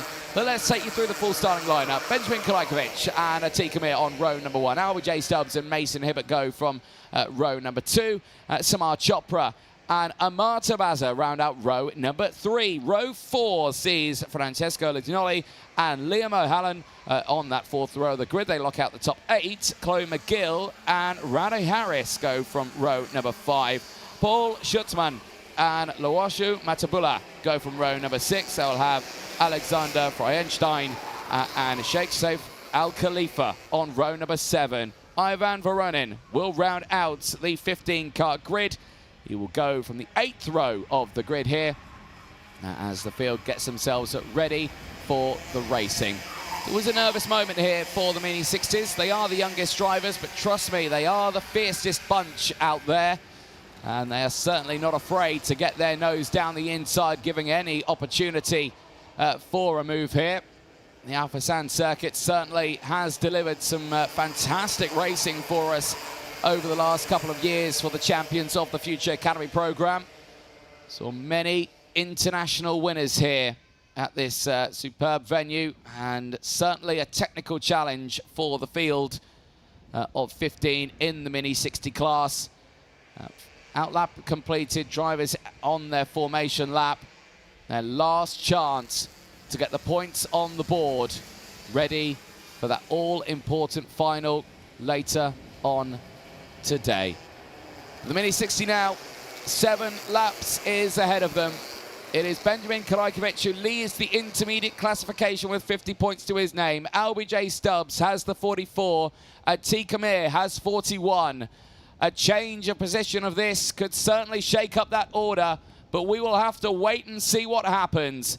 It's a front row lockout for the UAE with Benjamin Karajkovic and Atiq Amir on the front row of the grid. But who will get the whole shot into turn number 1? Well, there's hands going up there for Mason Hibbert. He's not happy with the kart, and it's grinding to a halt. Mason Hibbert's out of this race. But what's going to happen for the rest of them? Are they going round again? They are. It is a false start. The field go round once more, and Mason Hibbert lies still out of the final corner. He is frantically pressing the tag button, the touch and go button to try and get it started, but it's no bueno. It's not starting for Mason Hibbert. Disaster strikes for the final winner yesterday. He is out of this race before it even gets going, and that is a huge shame for him. He was 4th in the points, 38 to his name, but he won't move up the order any more than that. The only way he's going to go before that final is, unfortunately, backwards, and well, hopefully he can bounce back in that final.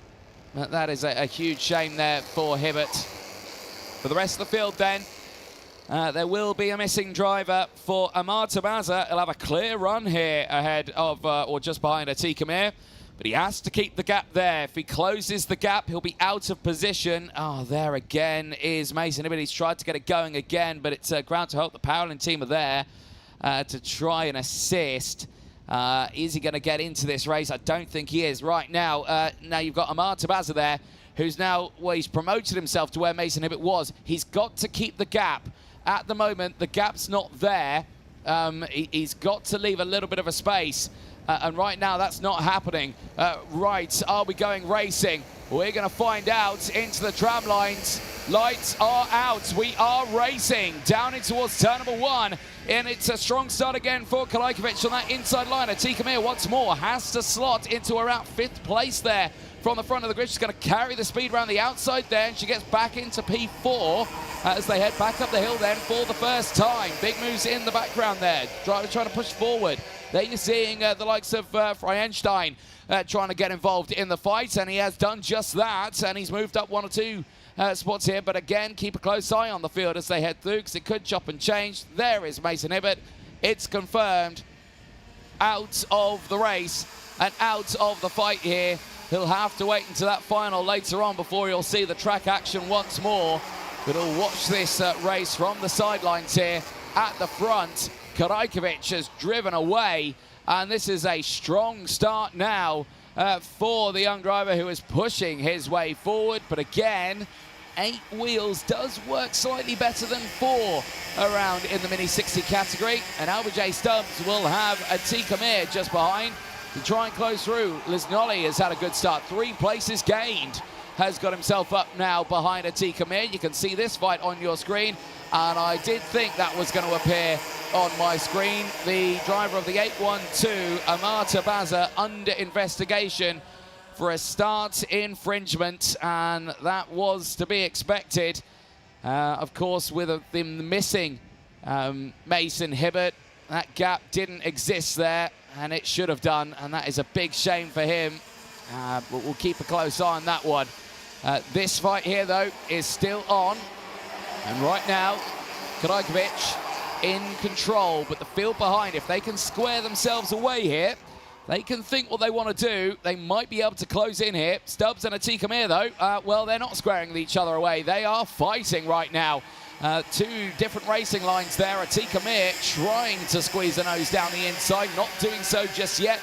Now has settled in.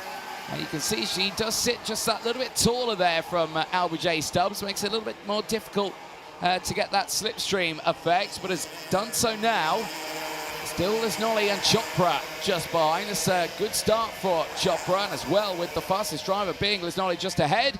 Down the inside, Atiq Amir moves up into 2nd place. Now LBJ Stubbs has got a big slipstream here. Of course, he will tuck in nicely behind Atiq Amir. And will we see these two now really close in? The gap's a second now between these two and Benjamin Krajkovic. As Atika Mir under investigation for cutting the track. Now, was that at turn number 1 on lap 1? She was in P5. She was off the circuit when she went in towards turn number 3. And that, I think, is what the officials are looking at right now. And that's a very interesting one. So, the fight's still on then. Krajkovic in control, but the gap still holding 1.1 now from the rest of the field. And this here, for the rest of the field now, starting to close in as Nolly is on that 4th-place gain, has got past Stubbs now. So this is the fight for 3rd place. And, of course, the driver ahead now under investigation. This is going to be turning out into a very interesting race right now. But still, Krajkovic is the driver in control. Replay here at the start. Now there you can see Atika Mir, yep, she's on the outside. She is clearly off the circuit, rejoined, but ahead of the driver she was alongside. Now that's the one they're investigating, and at this moment it is just an investigation. We'll have to wait and see what happens at the end of the race. Field now moving on to lap number 5 of 7. And still everyone in control here. Still Chopra holding on to P5. O'Halloran's had a good race on a 2-place gain ahead of Chloe McGill. They're 6th and 7th right now. Schutzman is up 3 places and into P8. Metabula is up 3 places also into the top 10 in 9th place right now. Tabaza holding on to 10th from Al Khalifa. Freienstein holding on to 12th place. Raddy Harris has just got past Ivans Voronin, and he's moved himself up into 13th place. And of course the one retirement of Mason Hibbert currently right now. Still, the field moved forward in this race, and Krajkovic has held on to the lead for quite some time here, but the gap has come down. Atika Mir may be under investigation, but that's not put her in a bad step, because she is closing that gap up. It was 7/10. They cross the line now. Well, she goes back up 0.8 of a second. Krajkovic has the pace here to keep everyone else at bay. Now this is a very interesting moment, because in Mini 60, if you see a toe kick in, you see these drivers try and close in. Lisnoli, though, is one of those drivers who is closing in. Fastest driver out there, 1 minute, 0.986. Closing in on Atika Mir. This will be redemption from that race earlier on, and for Lisnoli, despite the retirement earlier on today in that first race, it would still be looking at a P5 in the points, finishing here in P3. Another position gain here might bump him up a little bit, but I don't think it will too much, as Liam O'Halloran is holding on firm to 4th at the moment in the intermediate classifications, currently circulating around in P5 here. So over the line they go.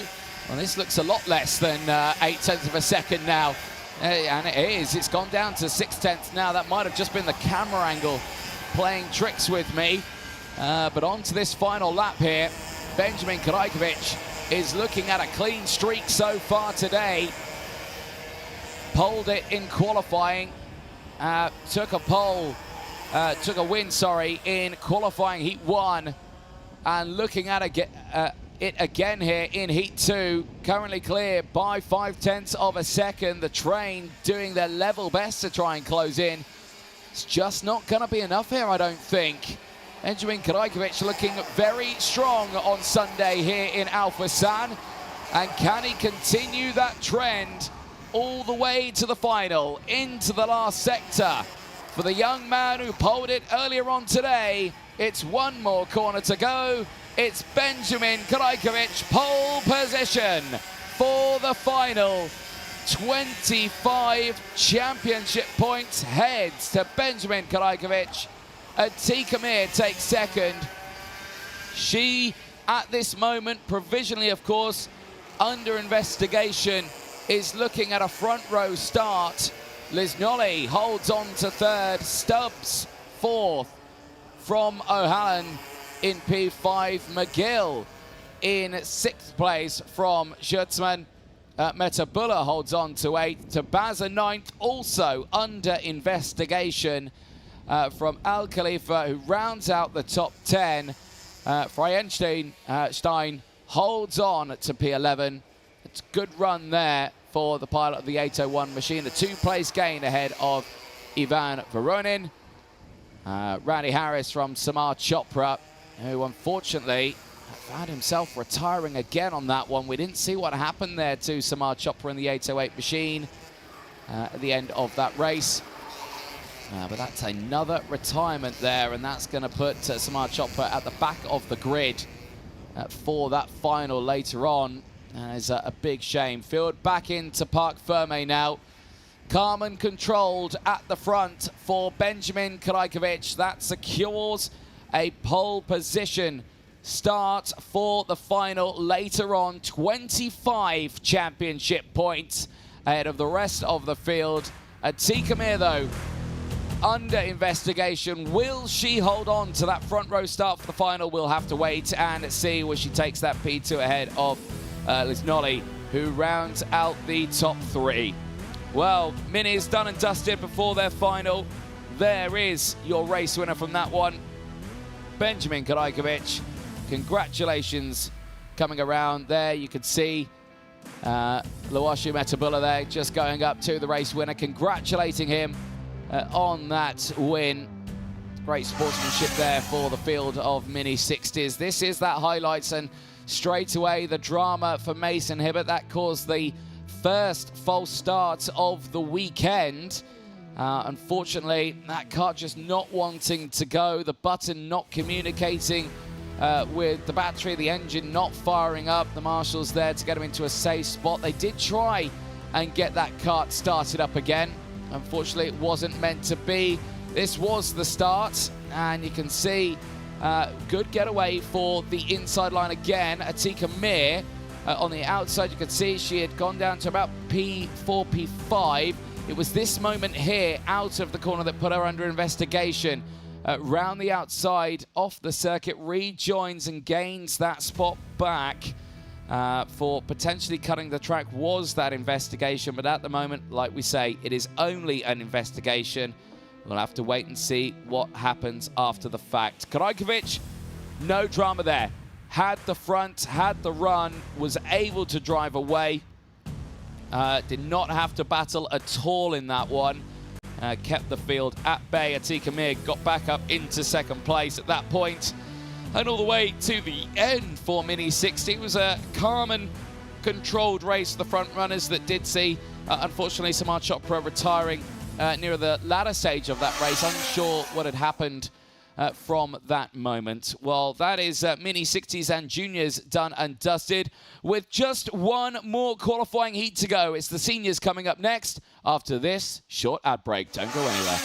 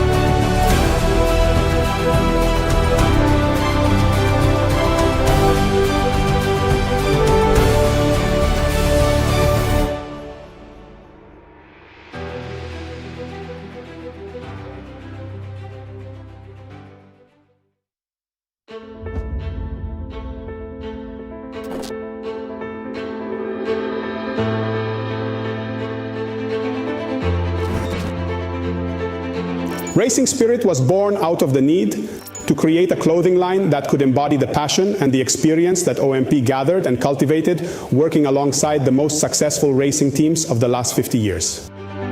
Racing Spirit garments are made by enthusiasts for enthusiasts. They can be worn every day in leisure time, but especially on race venues. From the paddock of the hottest Formula One races to the service parks of winter rallies in all weather conditions.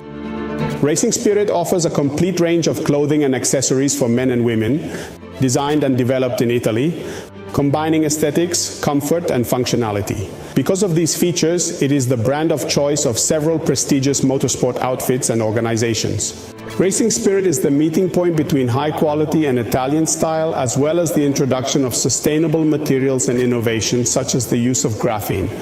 Racing Spirit offering comes with 4 options: cutting-edge designs and customization techniques.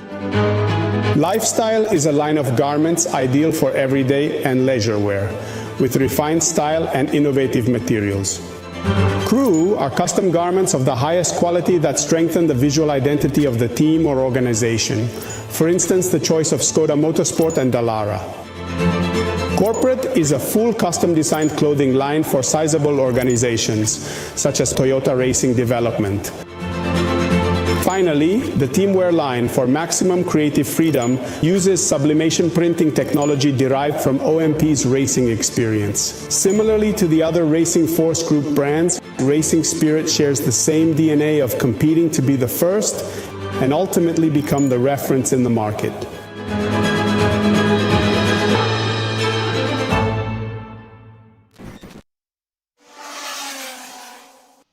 You're watching live coverage of the Champions of the Future Academy Program UAE here this weekend at the Al Forsan facility in Abu Dhabi. If you are just joining us, you've missed quite a bit of the action, but don't worry, you've got one more race before the finals, and it is the OKN Seniors heading out onto the track for their qualifying Heat 2. There is your pole sitter from this morning, Alessandro Bigi. He is ready for the fight. This time around, can he hold on to the lead on this one from Marcus Shilkunas? Shilkunas, again, the dominant force in the senior class. Did take that win, clear by 1.2 seconds ahead of the rest of the field, but did manage to secure it after taking a P2 in timed qualifying. Other drivers who had a good race, and that one, Vanessa Shilkaneta, gained 2 places as well. Everyone else pushing forward. It was an unfortunate one for Emilia Wiszomirska. Gianna Pascal, you could just see there in the background. She managed to hold on to 3rd place. There is Marcus Shilkunas, who did take that race win.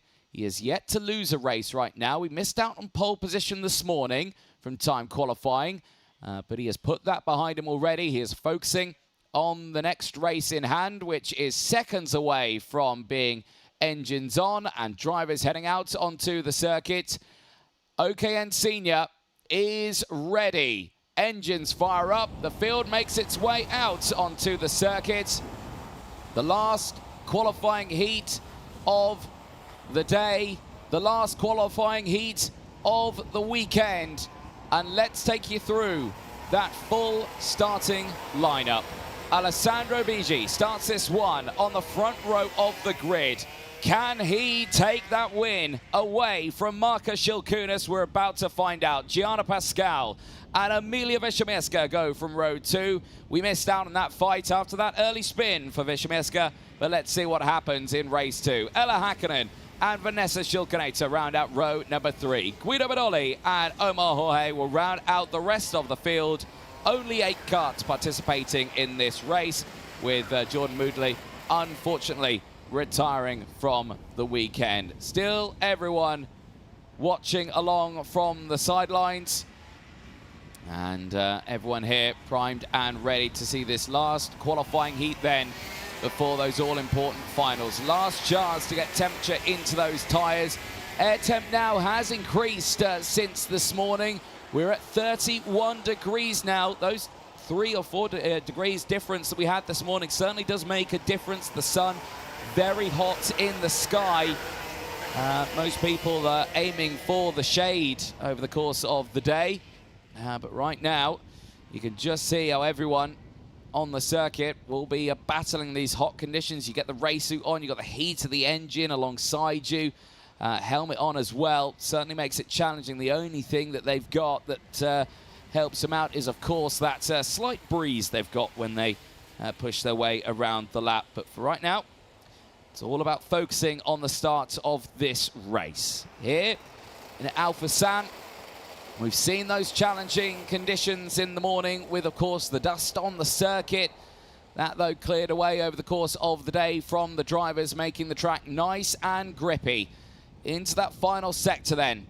Here come the senior grid.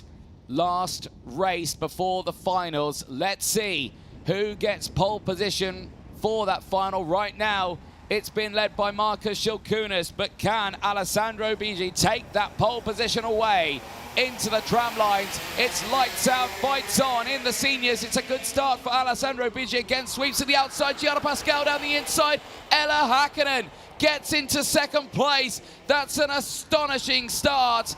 And where did Marcus Schilkunas end up in all of that? Well, he's right back in the field here. This is not where he wants to be at all. He is fighting for position, but he's all the way down at about 6th place.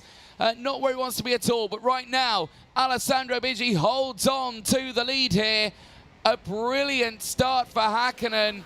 But it was all helped out by Gianna Pascal, who sent it down the inside there in towards the spot of P2. But this is where it all fights on it. But we'll have to wait and see what happens as this race progresses. But so far, oh, there's dust kicked up in the background. Gianna Pascal's gone off the circuit. It's disaster for her at this stage. And that's just left that huge gap up now to the rest of the field. But we will keep a close eye on this fight as they go through, because I can imagine everyone now is wanting to push forward. What happened there in the background? So, oh, was that all by herself? I think it was. She just carried too much speed there into the corner. She tried to take the optimal line. The back end stepped out, and unfortunately, she has tumbled to the back of the grid. She had a brief moment in second place right to the start of this race. Very swiftly taken away by Ella Häkkinen. A very unfortunate result there. But the race still continues as the field is on lap number 2 here. The fight is on. Ella Häkkinen and Vanessa Schilkunas line astern as they head across the start-finish line, and Wyszomierska is under investigation for causing a collision. So, where was that at? Was that with Gianna Pascal? I didn't see anything from our camera position, but was it that moment? Was it another moment? I'm not too sure on that one. We'll have to wait and see, but she's there in 4th place. She is the fastest driver out there. She is closing in on these two fighting. This is still Häkkinen and Vanessa Schilkunas, and they are both closing in on Alessandro Bigi right now. The fight still on as they square themselves away into the final sector of the lap. We'll have to wait and see if we see a change here into the final corner, and at the moment, we do not see it.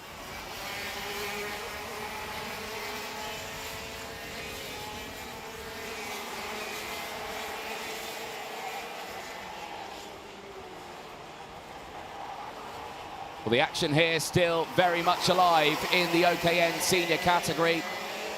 Bigi under immense pressure from Häkkinen and Schilkunas, who are closing in. But here's a name we've not mentioned so far in this race. At the front, Marcus Schilkunas, now the fastest driver, is back into P5. Now here is the replay. Was it contact between Gianna Pascal and Emilia Wyszomierska? Two different angles there tell two different stories. Well, that'll be down to the officials on that one. From our angles, I cannot tell at all there. And that's going to be a wait to the end. Check over the shoulder here. Alessandro Bigi is under pressure. Ella Häkkinen may have not had the result she would have wanted in that first race, but she's certainly looking like she wants a good result here. She's currently 3rd in the points. A win will push her up in that order nicely. But again, Marcus Schilkunas sets the fastest lap of the race and is closing in the background. This is quite literally the elastic band stretching, the tension building in the OKN senior category. And right now, you couldn't fit a piece of paper between the two of them. That's the first look there. Hakkinen looked to the inside there, Abidji in towards turn 12, but she wasn't close enough. And Vanessa Shilkinator was priming herself ready as well. She took a wider line, ready to pick up any pieces there with maybe an up and under. So that's the first attempt. Emilia Wiśniewska, though, has closed in, and Marcus Shilkunis is closing on in the background. The fight is on. Alessandro Abidji is looking for a pole position start if he stays in the lead of this race for the final.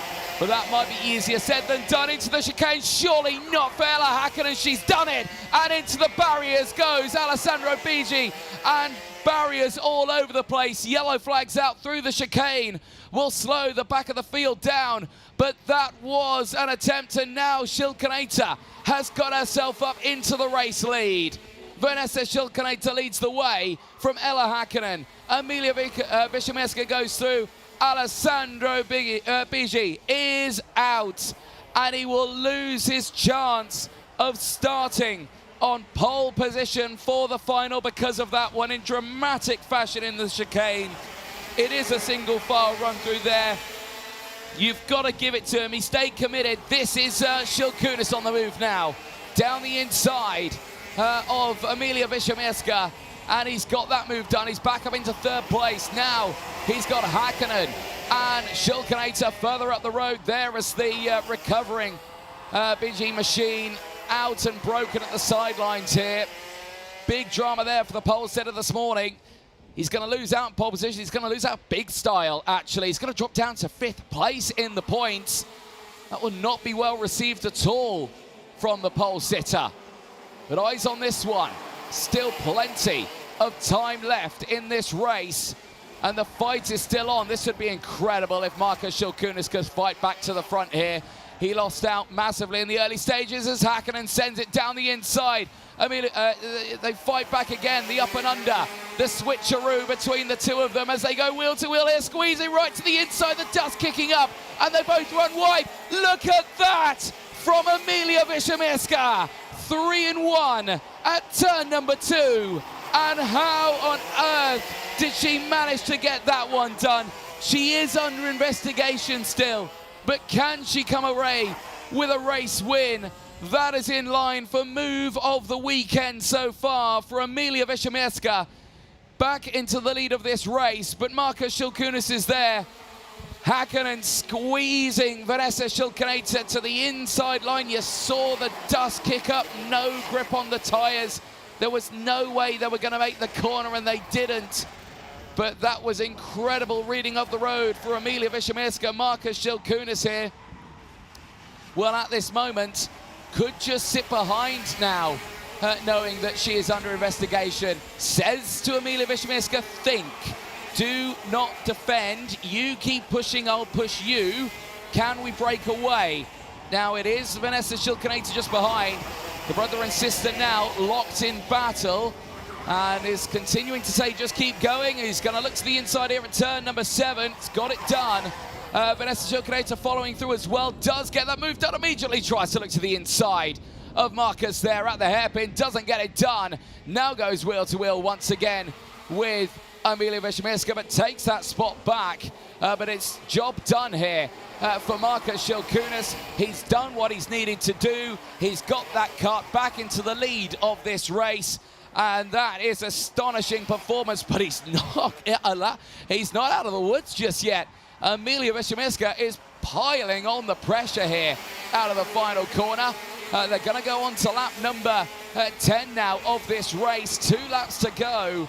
And this is far from over right now. It simmers down for the moment, but again, Emilia Wiśniewska just looking to the inside here. She's done it. Emilia Wiśniewska's through. She got it done on the exit of it. And Shilkunis back down into second, back down into third. Hakkinen's back through. This is incredible stuff. Ella Hakkinen wheel to wheel with Marcus Shilkunis as she retakes second place away. And now Vanessa Shilkinator will try once more to get involved in this fight. But for the time being, it's not going to happen. Guida Badoli at the moment is sitting there in P5. He is seeing all of this unfold right ahead and is wanting to get involved in it. Gianna Pascal is doing the same. Big send down the inside at turn 16 for Shilkunas. Retakes that spot away from Ella Hakkinen. And once again, it's a carbon copy of what we saw earlier on. They squeezed the inside line, but it's not going to be enough. Down the inside goes Shilkunator on Hakkinen. And the brother-sister duo once again get up into second and third place. Guido Badoli is on the scene now. Here he comes, the driver from Namibia trying to get involved. Looks to the inside at 7, cannot make a move done just yet. Now looks to the hairpin, but again, not close enough for the attack. And all the meanwhile, Emilia Wiśniewska has opened up a 1.4 second gap. Now, do remember though, she's under investigation. If that investigation comes away with a penalty afterwards, a 5 second would drop her all the way down to 6th place. And that would be disastrous right now. She needs these drivers to continue fighting. However, Shilkunas now there in second place has been able to break away from the likes of Vanessa Shilkunator and Ella Hakkinen.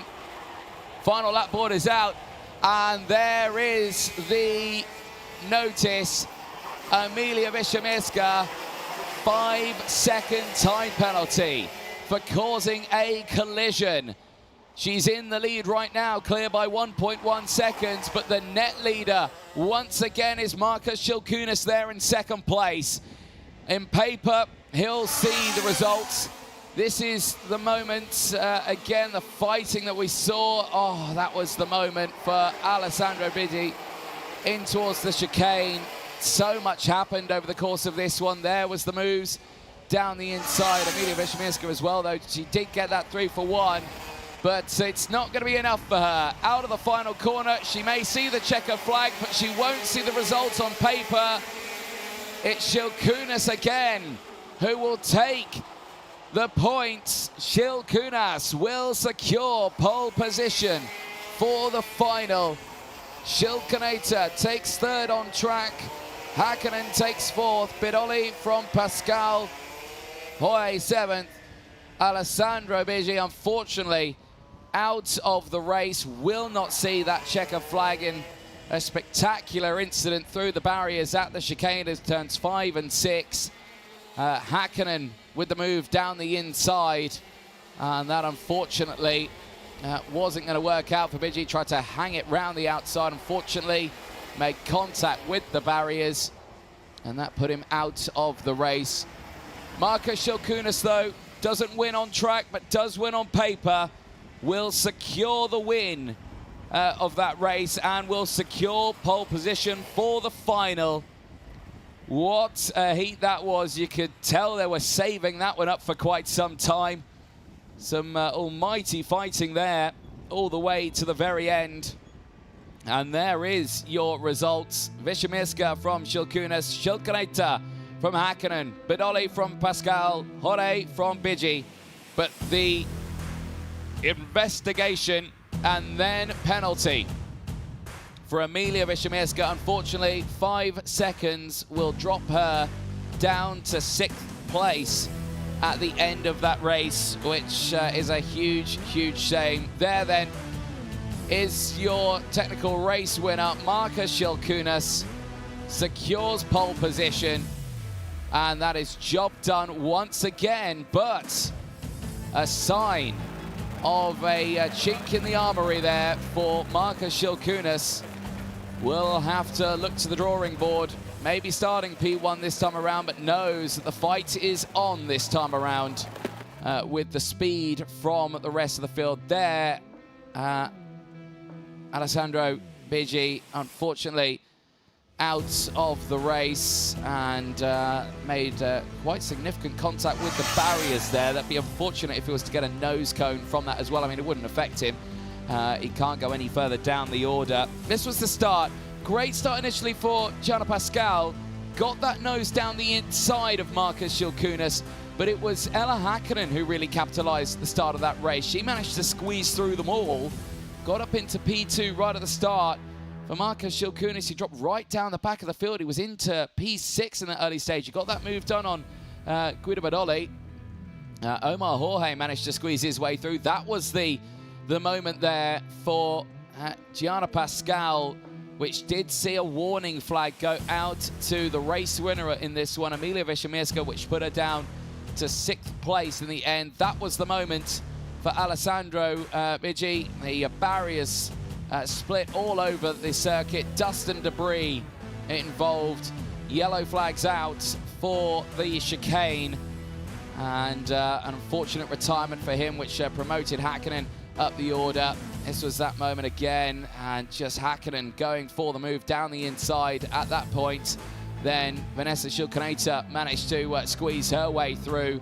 The backdrop here at Alphasan, absolutely fantastic there, but the views in front of Alessandro Biggi's retirement from the race, not well received.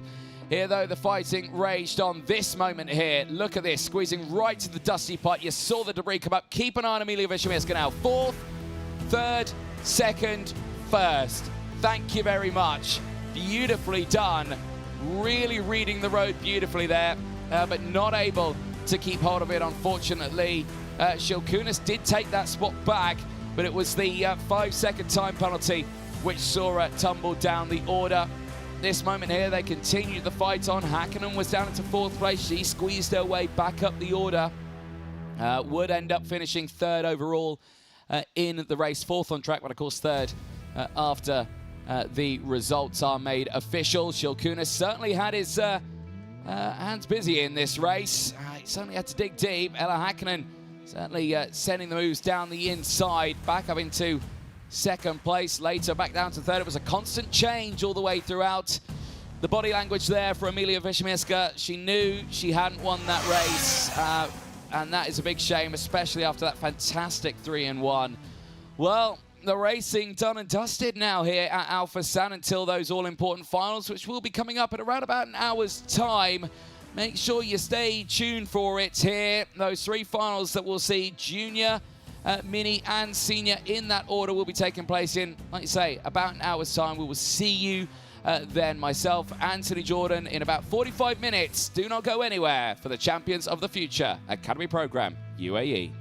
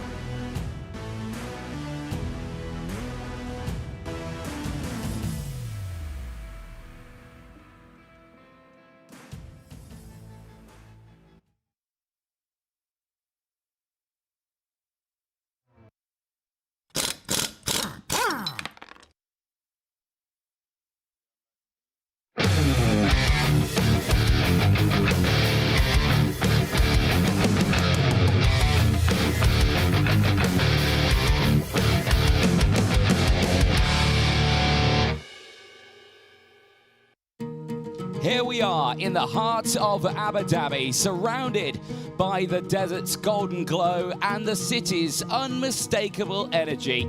Just a stone's throw from the capital skyline and the Yas Marina circuit itself lies the Al Forsan International Circuit. It sits right at the crossroads of sports and speed, a place where the roar of the engines mixes with the warmth of the Arabian sun. And this weekend, it plays host to the first round of the Champions of the Future Academy Program, UAE. Welcome one and all to the Al Forsan International Karting Track, year of opening 2010, event record set by Marcus Gilkunas earlier on in the weekend in time qualifying with a 54.536. No one has been able to beat that time just as of yet, but the track itself, what a roller coaster of a circuit. It's 1,200 meters in total track length, 165 down the start-finish straight, 80 down the short back straight out of turn number 9. It's around 8 meters wide with an elevation change of 5 meters, meaning it is quite the racetrack our drivers have this weekend. Turns in total, there are many of them out there. Each and every one of them are very challenging. 17 in total, 11 to the right, 6 to the left, and 3 hairpins. Each and every one of those turns provides its own unique challenges, but of course many provide ample overtaking opportunities. We see them in towards turns 1, 3 and 4, 7, 8, 10, 12, 16 and 17. And many, many more as well. We've seen it in towards turns 5 and 6 as well at the chicane, but plenty of action still to come, as well as drivers will top out at around 110 kilometers an hour in towards turns number 10. They'll average around 72 across the 1.2 kilometer long circuit. It is quite an adventure for the drivers here this weekend. And here at Al Forsan, only one more race each per class. The 3 finals are ahead of us for junior, mini and senior. And there you can see from that picture, the wind has certainly picked up here in Abu Dhabi. And right now, it's going to be a tailwind down that start-finish straight for the field, which will see the juniors head out onto track first ahead of the rest of the field. There you can see a young Atika Mir, who's, I think, on a phone call right now ahead of her final to see how as well this will go. Right, engines are making their way, or karts are making their way onto the track with drivers. It's OKN Junior, the final 15 laps, 18-kilometer race distance ahead of the field as they make their way now to their starting grid spots. It's all been about precision here in Al Forsan, and many of these drivers have achieved that. One driver, notably Axel Nocom, once again yesterday managed to put it on pole position for the final. Today is a similar story. Once again, he is back on that pole position spot. This time, though, he is looking to see if he can come away with a podium. He missed out on that one yesterday, but like we say, with the Champions of the Future, it's a 2-day event. You get 2 finals over the course of the weekend, 2 chances at TQ as well, and this time, it's all about today's final. The OKN Junior category, drivers aged 12 to 14 years of age.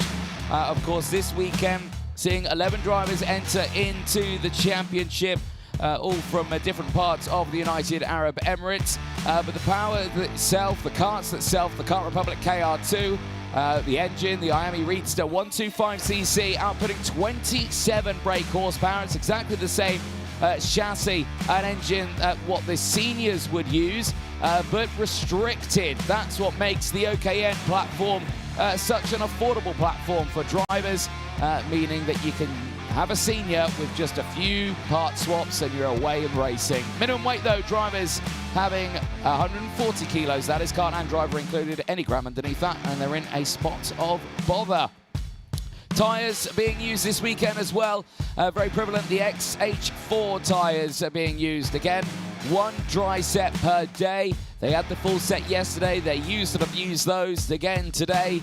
They've used and abused them once more through time qualifying and the 2 qualifying heats, with just 1 final to go. Their longest race of the weekend, with this one spanning 15 laps ahead of the field. There is your grid lined up ready to go.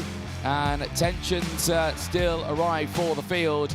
Axel Nocom, of course, on that pole position spot, but Mitansh Jain, after a very controlled drive earlier on in that second qualifying heat, has managed to get himself back on that front row of the grid. Martin Bean, our race director this weekend, chatting with Axel Nocom. And again, I think a few words there just about the start of the race of what he is expecting from the field. Nice, calm and controlled. Steady into the tram lines, and away racing we will go. Plenty of other drivers who are in a good position right now. There you can just see getting himself ready. Aaron Mason will get his race suit on and get himself squared away. He's starting this one on the third row of the grid. He'll have Nathan Cappin just in front, and of course Mitansh Jain alongside. Here is your Driver Championship standings going into this final, and as you see there, well, very close. Nathan Cappin and Axel Nocom joint on 84 points. Veer Chopra with the 83. Mitansh Jain with 70, with Leo Aina with 78, Aaron Mason with 50, Aran Qureshi with 42, Ari Kallenberg with 34, Kahani Pratish with 29, and Harrison Stevens rounding out the field with 28 points to the name. Still very close there at that sharp end, of course. No points between them, but here in this race, a grand total of 51 championship points is up for grabs. Could it be this man here taking away those points? Axel Nocom. Yesterday, that final was a tough one. Today, though, redemption, back on pole position and back with his second chance to get this kart to the end of the race. We'll have to see if he can do it. But like you say, he's got the pressure of the field all around him in this one, in the form of course, Mitansh Jain starting alongside, but also Veer Chopra, who will be starting on the second row of the grid in P3. Other drivers as well that you need to watch on. Well, there on your screen right there is Mitansh Jain. We'll be starting this one on the front row of the grid. A very strong performance right at the start of that race in qualifying Heat 2. Great little function that saw him take that top spot and putting him on the front row of the grid. So plenty of action to be seen in this one. Can he repeat that process of what he did in qualifying Heat 2? That is the question. We'll have to wait and see. Here is that grid for the race. Axel Nocom and Mitansh Jain on the front row of the grid. Veer Chopra and Nathan Cappin go from row 2. Cappin struggling in that second race, has just squeezed him onto that second row of the grid, but keep an eye on him. Race final winner from yesterday. Leo Aina and Aaron Mason, they lock out the top 6 and they go from row number 3.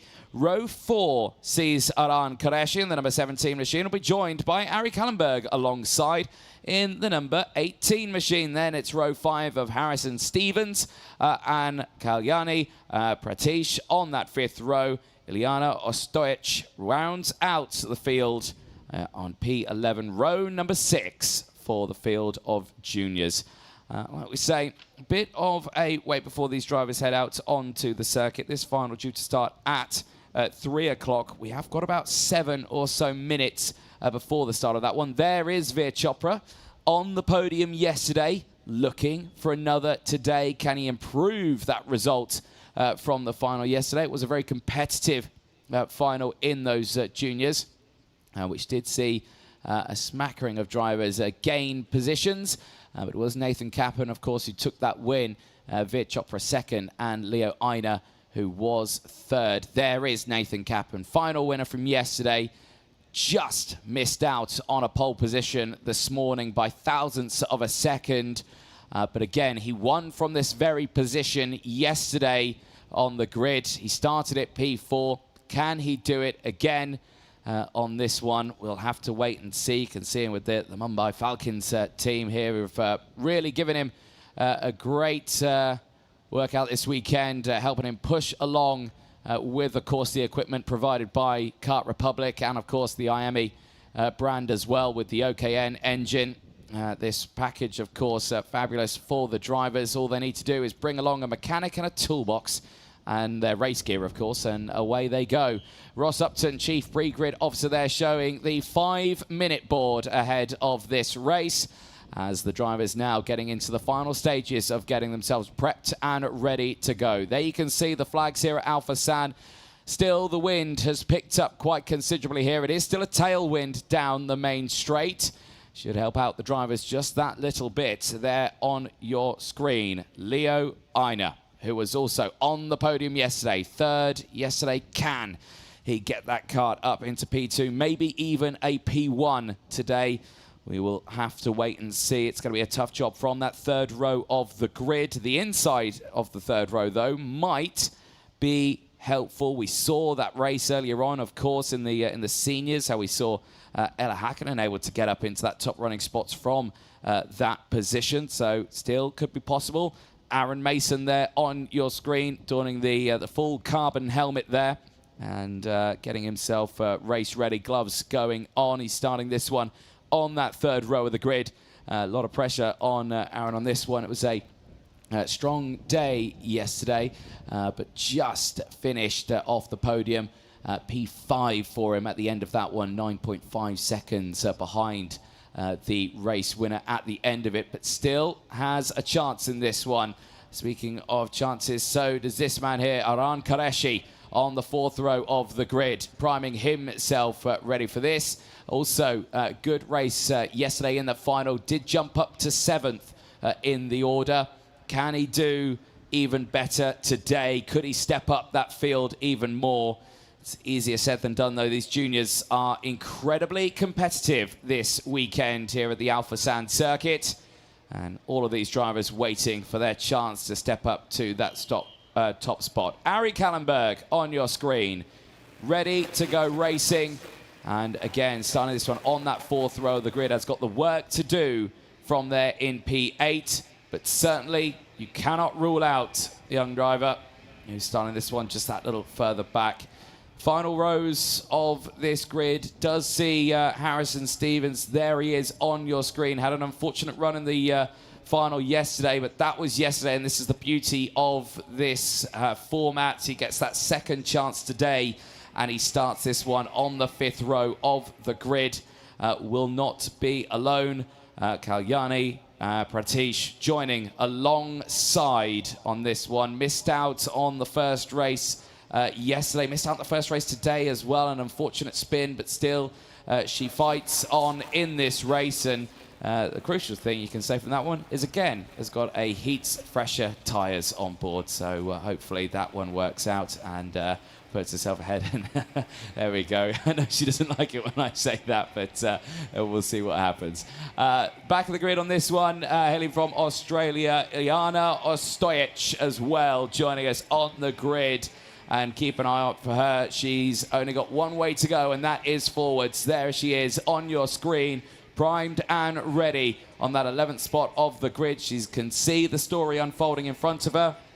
And let's see how this final goes for her. We'll keep a close eye, as yesterday did gain that one place and did finish in P10. A strong result, though, still over the course of this weekend. And that pace getting faster as the weekend progresses.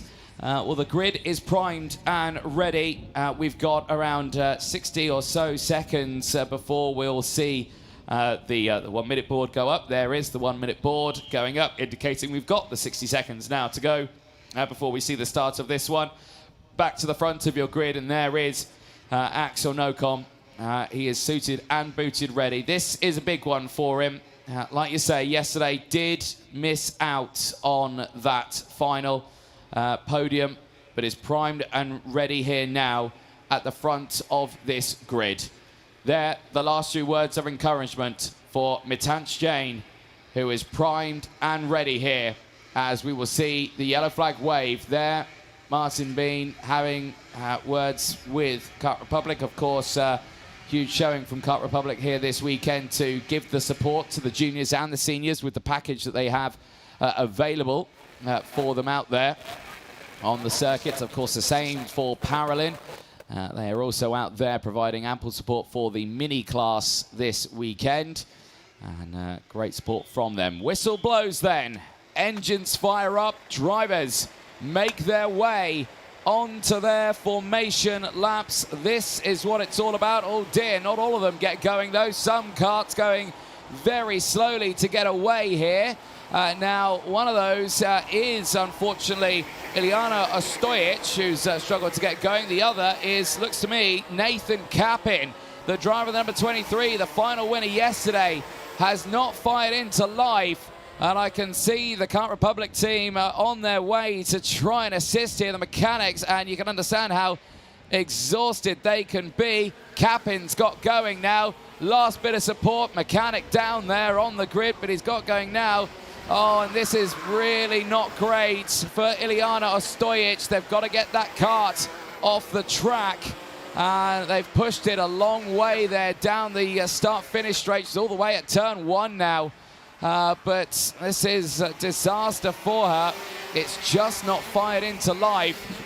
Unfortunately, they'll have to put her into a safe spot. The karts come back round again. If they do get this started, she'll have to join the back of the grid now, but this might be a start from the pit lane here for Ileana Ostojic, and that is a real shame. She's pulled to safety now, and a sea of flurry of mechanics there in line to help assist. And right now, we'll have to just wait and see if we do get a full kart, 11 grid of karts here in this race.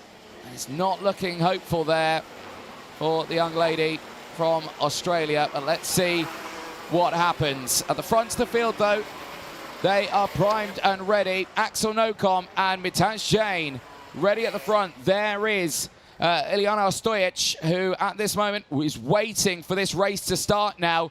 She'll have one attempt to get this one started, and it will be when the karts drive past her. She'll have the work to do to catch back up. But here we go, here into the tram lines. Are we racing? The answer is no. It is a false start because, of course, there's another driver missing, Nathan Kapin, from that grid. Now, Nathan Kapin did get started, but he has not been able to catch up to the back. That's a great sight to see. That's a great sight. Ileana Ostojic is back in this race.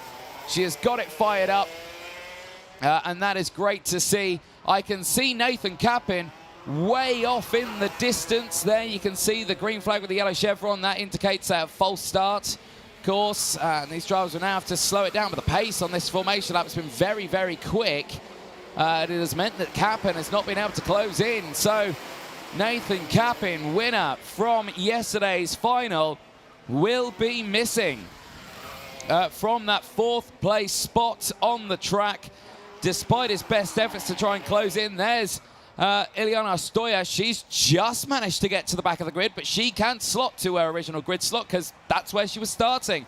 Nathan Kapin, though, actually might have an advantage here because he'll have much warmer tyres out of the final corner. Here we go, we're racing down into towards turn 1, and it's a great start for Chopra there, immediately switching into 2nd place, but it's Axel Nocom in the lead of this one as they head down the hill for the first time. There is Kapin right at the back of the grid, but he's got those fresh warm tyres on board. He was flat out for those 2 laps to catch up to the back of the field. He might have a real advantage here in the early stage of this race, but as soon as the temps get into these tyres for the rest of the field, he will have a little bit more hard work. That's a 2nd place gain just in the background now. He's got past the likes of, I think that is Kalani Pratish, who he's got past, but it's a big gain at the front here. 3 karts breaking away. Nocom, Chopra and Mitansh Jain breaking away. Kapin once again on the move, this time past Ari Kallenberg.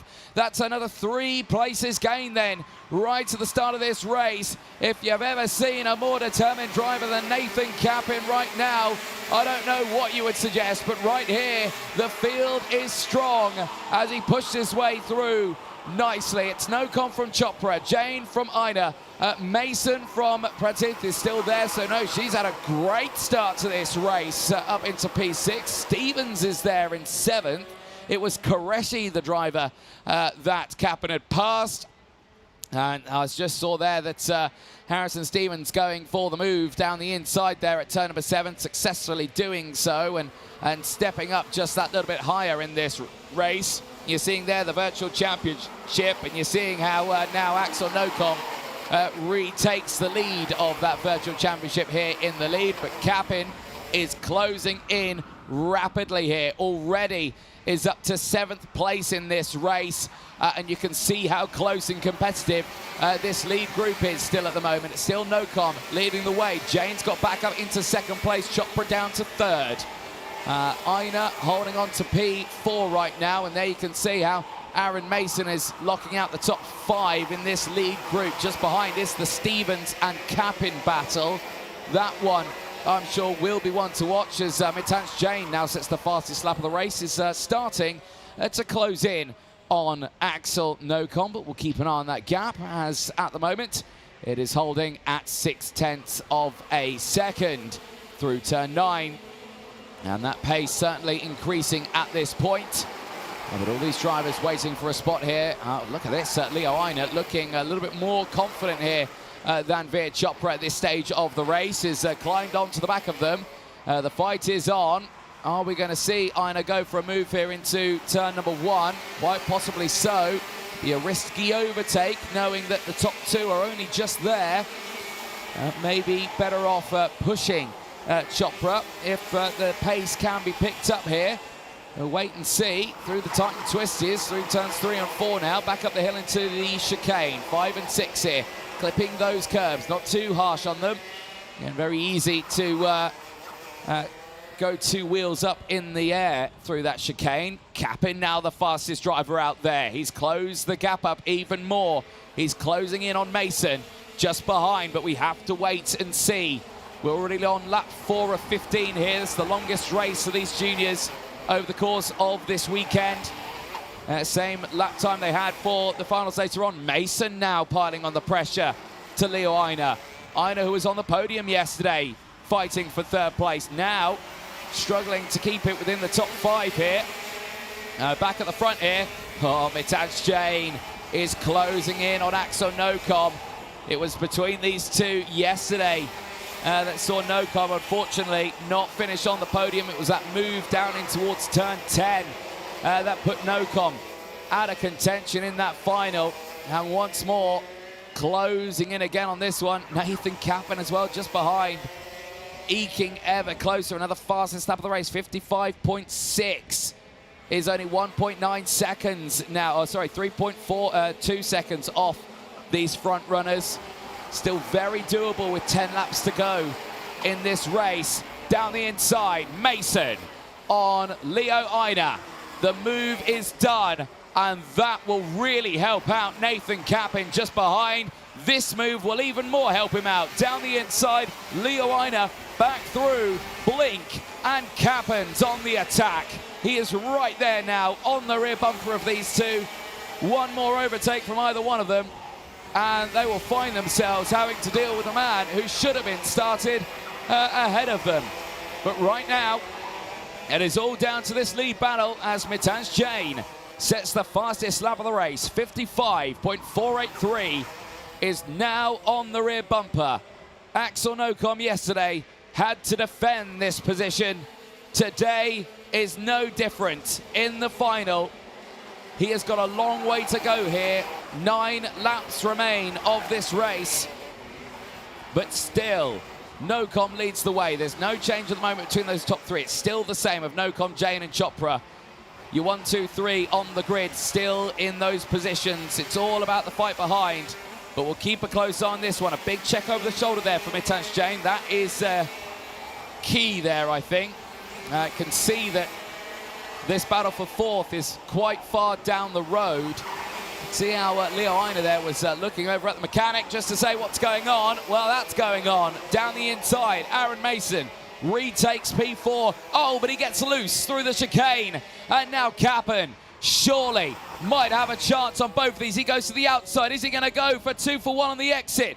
He gets alongside Leo Aina. Can he get the run in towards turn number 9? The answer's no. Aina slams the door closed out of turn number 9, and Capin has to re-close that gap up once more big hit at the curb as well there for Aina, up on 2 wheels, and that has brought the likes of Harrison Stevens back into this fight here now. Harrison Stevens involved, Capin again to the outside, he's going for the up and under. Little bit of front to rear contact into the braking zone of the final chicane, but it's all fine and dandy here. Through they go in towards turn 1, and no change just yet between them. Harrison Stevens will be loving this. He'll be, thank you so much, guys. I can now get involved in this fight once more and see if I can step up in this order again. Leo Aina there, loose over the curb. Surely that's going to mean he's vulnerable into the hairpin, and it does. Down the inside for Nathan Capin. He gets through, but this is a lot of time they're wasting right now. A lot of time that they could be closing in on the front 3 of Nocom, Jain and Chopra, who still at this moment remain in position. But now Capin has got one more place to gain here into P4, and he's going to go for it immediately, not wasting any time on Aaron Mason. He's through at turn 16 and into 4th place. The charge is on. Now back to the front 3, but can Capin, who had the drama yesterday after time qualifying, sees more drama today, but he's back where he originally planned on starting in this race, but albeit he is some 4 seconds further down the road from Veer Chopra, 6 seconds further down the road from Axel Nocom in the race lead. Aina out and is pushed down to P6. There is Ari Kallenberg out of the race as well. And that is a big shame there for Ari Kallenberg. Will not see the checker flag in this final today on Sunday. But still, head held high there. And we'll hopefully see Ari Kallenberg in a karting paddock very, very soon in the near future. But back here for 4th place and 5th place. This, at the moment, is Stevens and Aina. This is actually for P6 right now. Stevens got that move done, and he's going for this one here. Not able to close in at the moment to the likes of Aaron Mason. He's just a little further up the road, but has managed to break away a bit from Leo Aina now, who I think at this moment is just a little shaken from all that racing that's happened, is trying to get himself back into a rhythm here now at the front of the field. Speaking of the front of the field, still no change for your top runners. Nocom, Jain and Chopra stay the same. This is that battle again on your screen, but it's closed in once more. Staggeringly, Mitans Jain took 0.2 of a second out of Axel Nocom on that last lap, and he has closed right in for this fight. Nocom right now did not manage to last until this point yesterday in the final. Mitans Jain, fastest lap of the race, showcasing the speed he's got there in P2. Nocom right now is holding on for dear life. He is pushing here throughout this final. He did this over the course of yesterday in qualifying and those qualifying heats, but the final didn't go his way. Today is redemption for the driver from the Philippines. Can he come away with a first final win out of the final corner? We're going on to lap 12 now. 3 laps remain for the field, and this is that fight for the lead. Mitans Jain, as quickly as he gains the time though, it undulates so much. The gap's back to 0.4 now. He could set a fastest lap of the race, and then it just drops off on that second lap. The consistency needs to pick up just that little bit if he wants to get that overtake done. And right now, Axel Nocom, yes, not setting fastest laps, but is keeping that pace consistent. He set his personal best lap on the last lap, and he's continuing that train. Now both of these drivers are breaking away from Veer Chopra. Chopra at this moment is absolutely fine and dry there in 3rd place. Nathan Capin, despite his best efforts, I don't think he's going to be able to close in on these 3 right now. And for Mitans Jain, time is very quickly running out. He's only got a couple of laps left in this one. Only a few opportunities left to find through. And I think he's backed off on this one. I really think he has. He's had a few moments there where he's run wide and Capin's pulled the pin. 55.2. Now he's setting the fastest times out there. Axel Nocom, very quick. Capin trying to close in. And he's still in this fight, is Capin, but 4 seconds to close in 2 laps. Even I think that's wishful thinking here at this point. It's all down to these two now. Nocom and Jane. Line astern. Out of the final corner. Back on the start-finish straight. Time running out. Lap 14 of 15. It is nearing its conclusion. And for Axel Nocom, when he found out he was on pole position yesterday, he was elated. He was so excited to see what he could do. Yesterday's final, though, didn't go his way. Today, he had a very similar reaction. He had no idea he was on pole position until he came in and he saw me there saying, "You ready for an interview?" And he said, "I'm on pole." "Yes, yes, you are." And he's managed to keep this one going all the way to the end.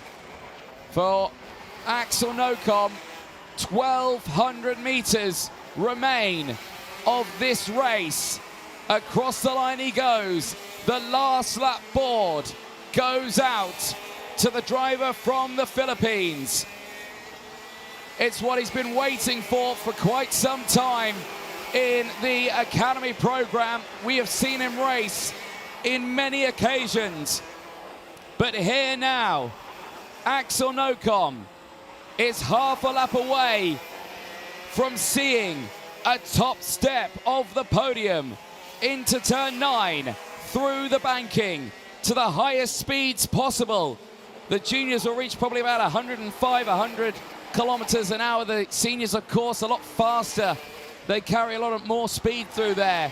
But oh no, Harrison Stevens is caught out with Leo Aina in that race. But Axel Nocom will stand on that top step. He wins the final in Alphasan on day 2 for the Champions of the Future Academy program.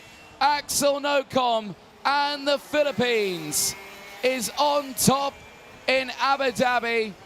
And there was the disaster for Harrison Stevens and Leo Aina, unfortunately out of the race. 3 retirements, but great driving from them all. Veer Chopra takes 3rd. It's another podium for Veer Chopra. Nathan Capin can only best a P4. Aaron Mason takes 5. Aran Qureshi takes P6. Kalyani Pratish takes 7th. And Ilyana Ostojic takes P8. Both of those two on a 3-place gain. Stevens, Aina, and Kallenberg out of the race. But what on earth happened between those two? This might give us an inkling into the chicane. Here they went. Oh dear, side by side into the corner on the exit. Slightly loose on the curb and then the clip. Unfortunately, you know what? From that angle, I don't think that's anyone's fault there. I think they went into the chicane side by side. I mean, I can't even really see it there. There's a massive tire wall in the way, but I don't think anyone's to blame there. They went in side by side. Looked like there was a clip of the curb, and then round went Harrison. And then, unfortunately, just clipped Leo Aina there. Obviously, big disappointment for Harrison Stevens there. That was DNF in the final yesterday. Unfortunately, suffering another one today. This man here, I'm sure, is going to be absolutely elated. Axel Nocom celebrates with Mitans Jain. These two drivers, 1 and 2, on the podium today. An incredible drive from them both, and a very deserved podium for them both. Veer Chopra again will be coming away with a podium here in 3rd place. Not the P2 that he had yesterday, but still a double podium, back-to-back podium here in Alphasan. That's a great achievement. Nathan Kappen fourth, despite his best efforts to close in there at the end, will not come away with a podium. Mason from Qureshi, Pratish from Ostojic, from not being able to get that kart started to being 8th on the road. It's an incredible drive there, all the way to the end to keep that nose clean and to keep that kart on the straight and narrow. Well, there is your Driver Championship standings then at the end of round 1 of the Academy Program UAE, with one more round to go in 2026. It's Axel Nocom with 134 points, Veer Chopra with 121, and Nathan Kappen demoted to 3rd in the standings now with 119. With that result, Jane and Mason, 14 and 80 points to their name. A very strong performance. They round out the top 5. Leo Aina, Aran Qureshi, Kalyani Pratish, Harrison Stevens, and Ari Kallenberg rounding out the top 10. Still very close on the points down there for the top 8. But it is a clear lead for Axel Nocom at the end of this one. Here is a look at the highlights. This is right at the start. Now that looks like a little bit of assistance with some go spray, as I like to call it, there to get it fired into life, and I believe that did work for Liana Ostojic. She managed to start from her original starting spot there right at the back, and there you can see Kappen, well, had the handicap from the word go. His kart originally not starting right at the beginning. It did fire into life and went flat out for 2 formation laps to close into the back of the grid, and was able to gain a fair few positions right at the start, but unfortunately wasn't enough to get through. There you see the live feed from Parc Ferme. Axel Nocom there confirming all is good. He's above the minimum weight, and that is job done. And congratulations going all around for the driver from the Philippines, and that's what it means to them. A great show there at the end. But still, the fight was on in those early stages, back with these highlights, and Leoina having a much more involved fight today in this final. Yesterday did stand on that 3rd pot of the podium. Today, that is not to be, retiring from this final. Kappen on the charge. These moments here, you can just see on that curve, just looks so unsettled in this final. Kappen being able to capitalize on that slight error through the chicane, and then later on that same lap getting back up into P4 past Aaron Mason. That would be all she wrote there. This moment here, the final lap, the two side by side. It's hard to tell what's really happened, but from these angles it just looks like a racing incident, but of course the officials have many more camera angles on that, and they will tell the full story of what happened there. But at the front, the Philippines stands on top with Axel Nocom, and what a drive it was today, and you can see how much it means to him. One final down, 2 to go. Mini 60 will be the next one to head out onto the circuit, and this one has been quite the fight all weekend as well. It was a busy final yesterday. It was busy heats earlier on as well, as the field of Mini 60 is heading out onto the track. We'll remind you of what happened yesterday for them in meanwhile's time. But Mini 60 now, 13 laps, 15.5 kilometer race distance. That will see brand new pole sitter Benjamin Kalajkovic there in P1. Will be joined alongside the likes of Albie J. Stubbs, starting on that front row of the grid. The driver who finished on the podium yesterday. 2 of these drivers who finished on the podium yesterday, starting on the front row of the grid.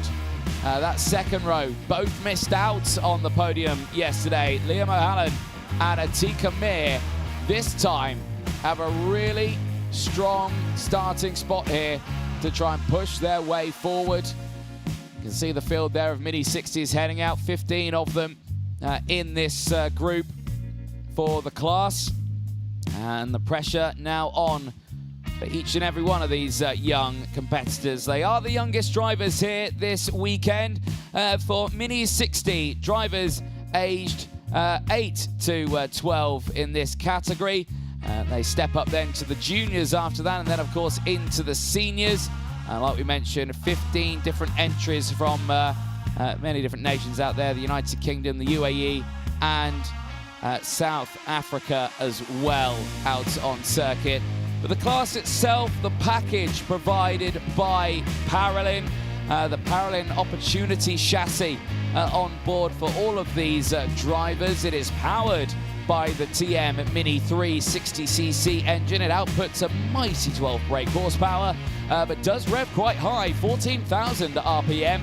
Really pushes them along, which gives them still quite a high top speed. They push around 90 or so kilometers an hour over the speed trap on the start-finish straight. Minimum weight at 110 kilos, and again, you do not want to be underneath that one at the end of the race. It's an instant disqualification. Tyres, the Vega M1 tyres being used for the mini class, and again, it is the one full dry set for their allocation. These tyres will have done time qualifying, 2 qualifying heats, and now this final. Well, for all of these drivers, the racing is nearly at a conclusion for the Mini 60, and there on your screen is Benjamin Kadajkovic, who will be starting it on the pole position spot. This is all about pushing his way forward here, and he has done just that over the course of this one. Yesterday's results, though, were quite interesting. It was Mason Hibbert who came away with the win in that final. He gained 4 places in that race to really put himself in a good position. Mason Hibbert this time around, though, starts this final in P10. This is going to be a much harder race for Hibbert to try and get on that podium. But is it doable? Well, in Mini 60, quite literally anything could happen.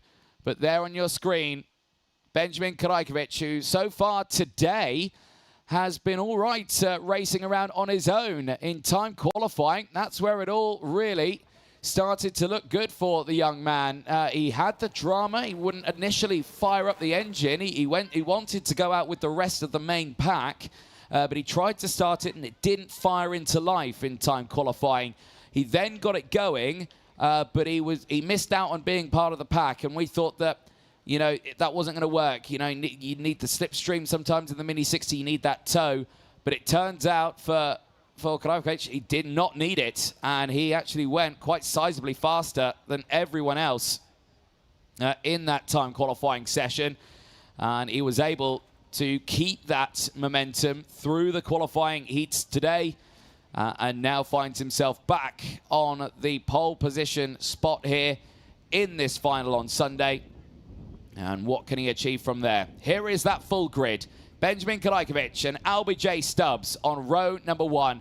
Liam O'Halloran and Atika Mir will go from row 2. They'll have Francesco Lisnoli, who had the drama yesterday in that final. They'll have Paul Schutzmann starting alongside on row number 3. Row 4 sees Loashu Matabula and Amar Tabaza on that 4th row. Tabaza, unfortunately, coming away with a penalty earlier on after having in the wrong position for the start of the race. At row 5 sees Chloe McGill. She also got caught out with a penalty earlier on. She starts alongside Mason Hibbert. What can they do from the 5th row of the grid? Sheikh Saif Al Khalifa goes from row number 6. Will be joined by Alexander Freienstein on row number 6. Radhi Harris and Ivan Verones go from row 7, with Samar Chopra rounding out the field on row number 8. Well, the field not far away from getting this race started. Tension starting to build for the Mini 60 category. There is Albie J. Stubbs on the front row of the grid. He's got a real fighting chance here to get the podium, to get that top spot podium, as the 1 minute board goes out to the field. The mechanics have cleared the grid. Here is those championship standings very quickly before the race gets underway. 91 points for Kadajkovic. He leads the championship by only 11 points from Albie J. Stubbs. Atika Mir with 72, only 1 point ahead of Mason Hibbert. Liam O'Halloran with 58 from Samar Chopra's 48. Lisnoli with 42 from McGill's 35. Matabula with 29. And Tabaza with 26 points to the name. They round out the top 10. It's still very close, though, at that sharp end. And remember, it is still 51 points available for this race and those championship points. 50 points for the win, and 1 extra point for the fastest lap of the race as well. But who will take it? So far, all fingers point towards the man on pole position. In today's final, Benjamin Krajkovic could come away with a first final win of the weekend. Will we see Mason Hibbert fight through the field to try and reclaim another one for himself and the Mini Under 10s? Well, there could be one driver who's not having a chance to fight on that top step. Amar Tabaza does not fire into life. He's got going now. Great work from the Paralin outfit there to get that kart fired up.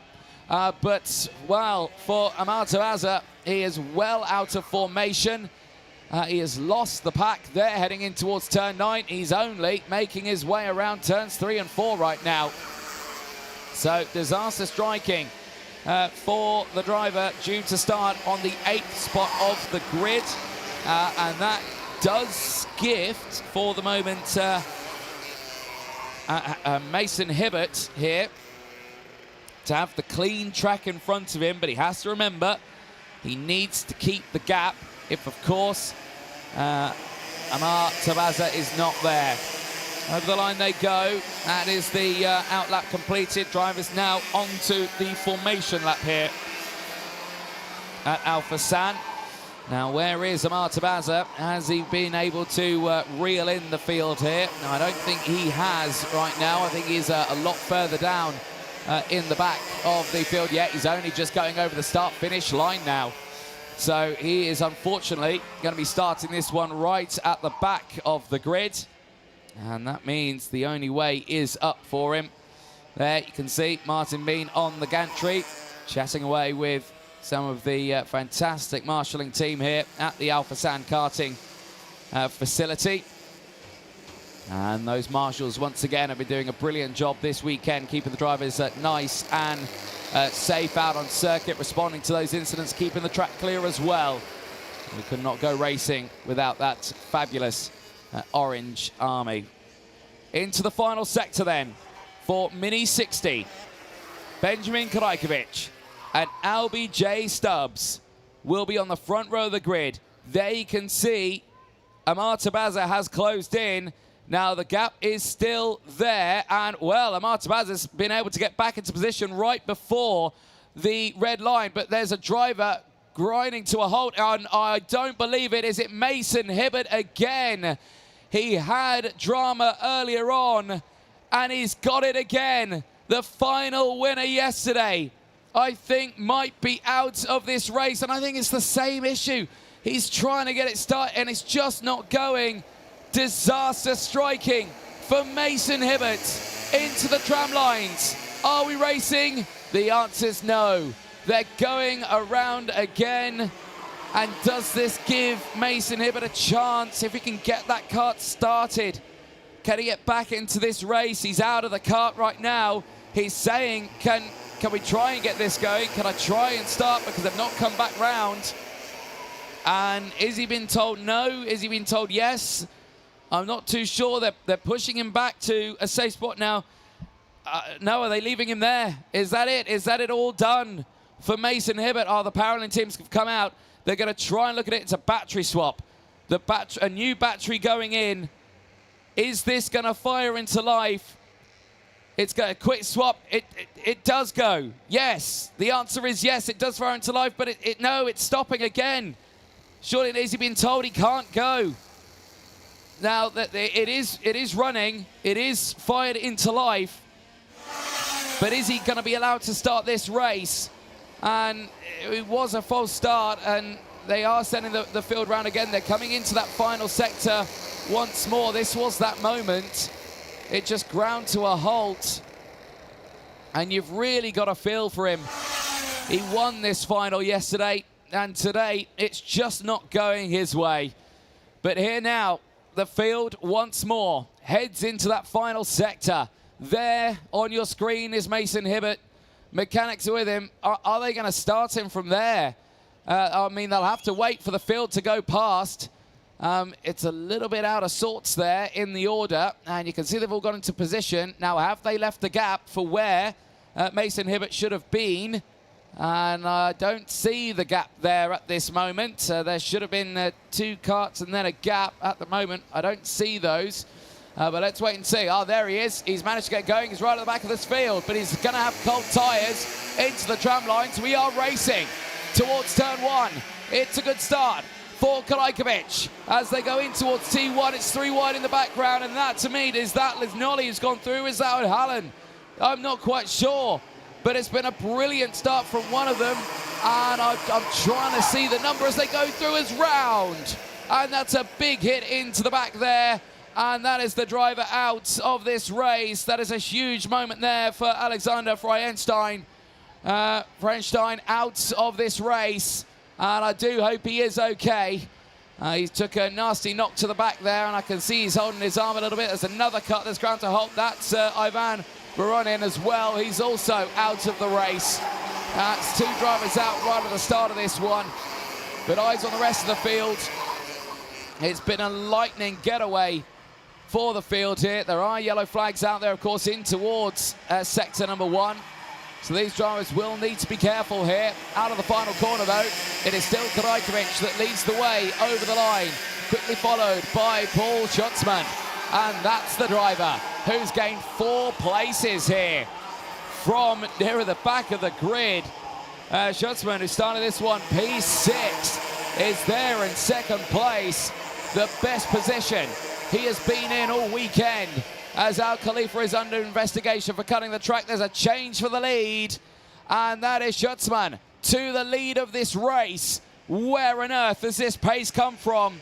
From Paul Schutzman, who has not seen himself at the front of a grid all weekend. Finally sees his chance, but down the inside the train's going to go through. Here Krajkovic retakes its spot.